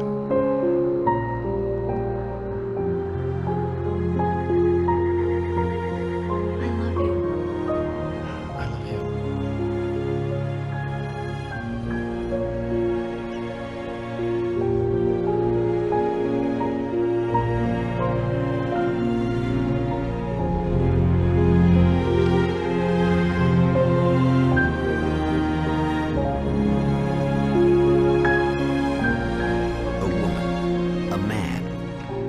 Two lovers, held apart for far too long, enveloped in the light of a glorious dawn.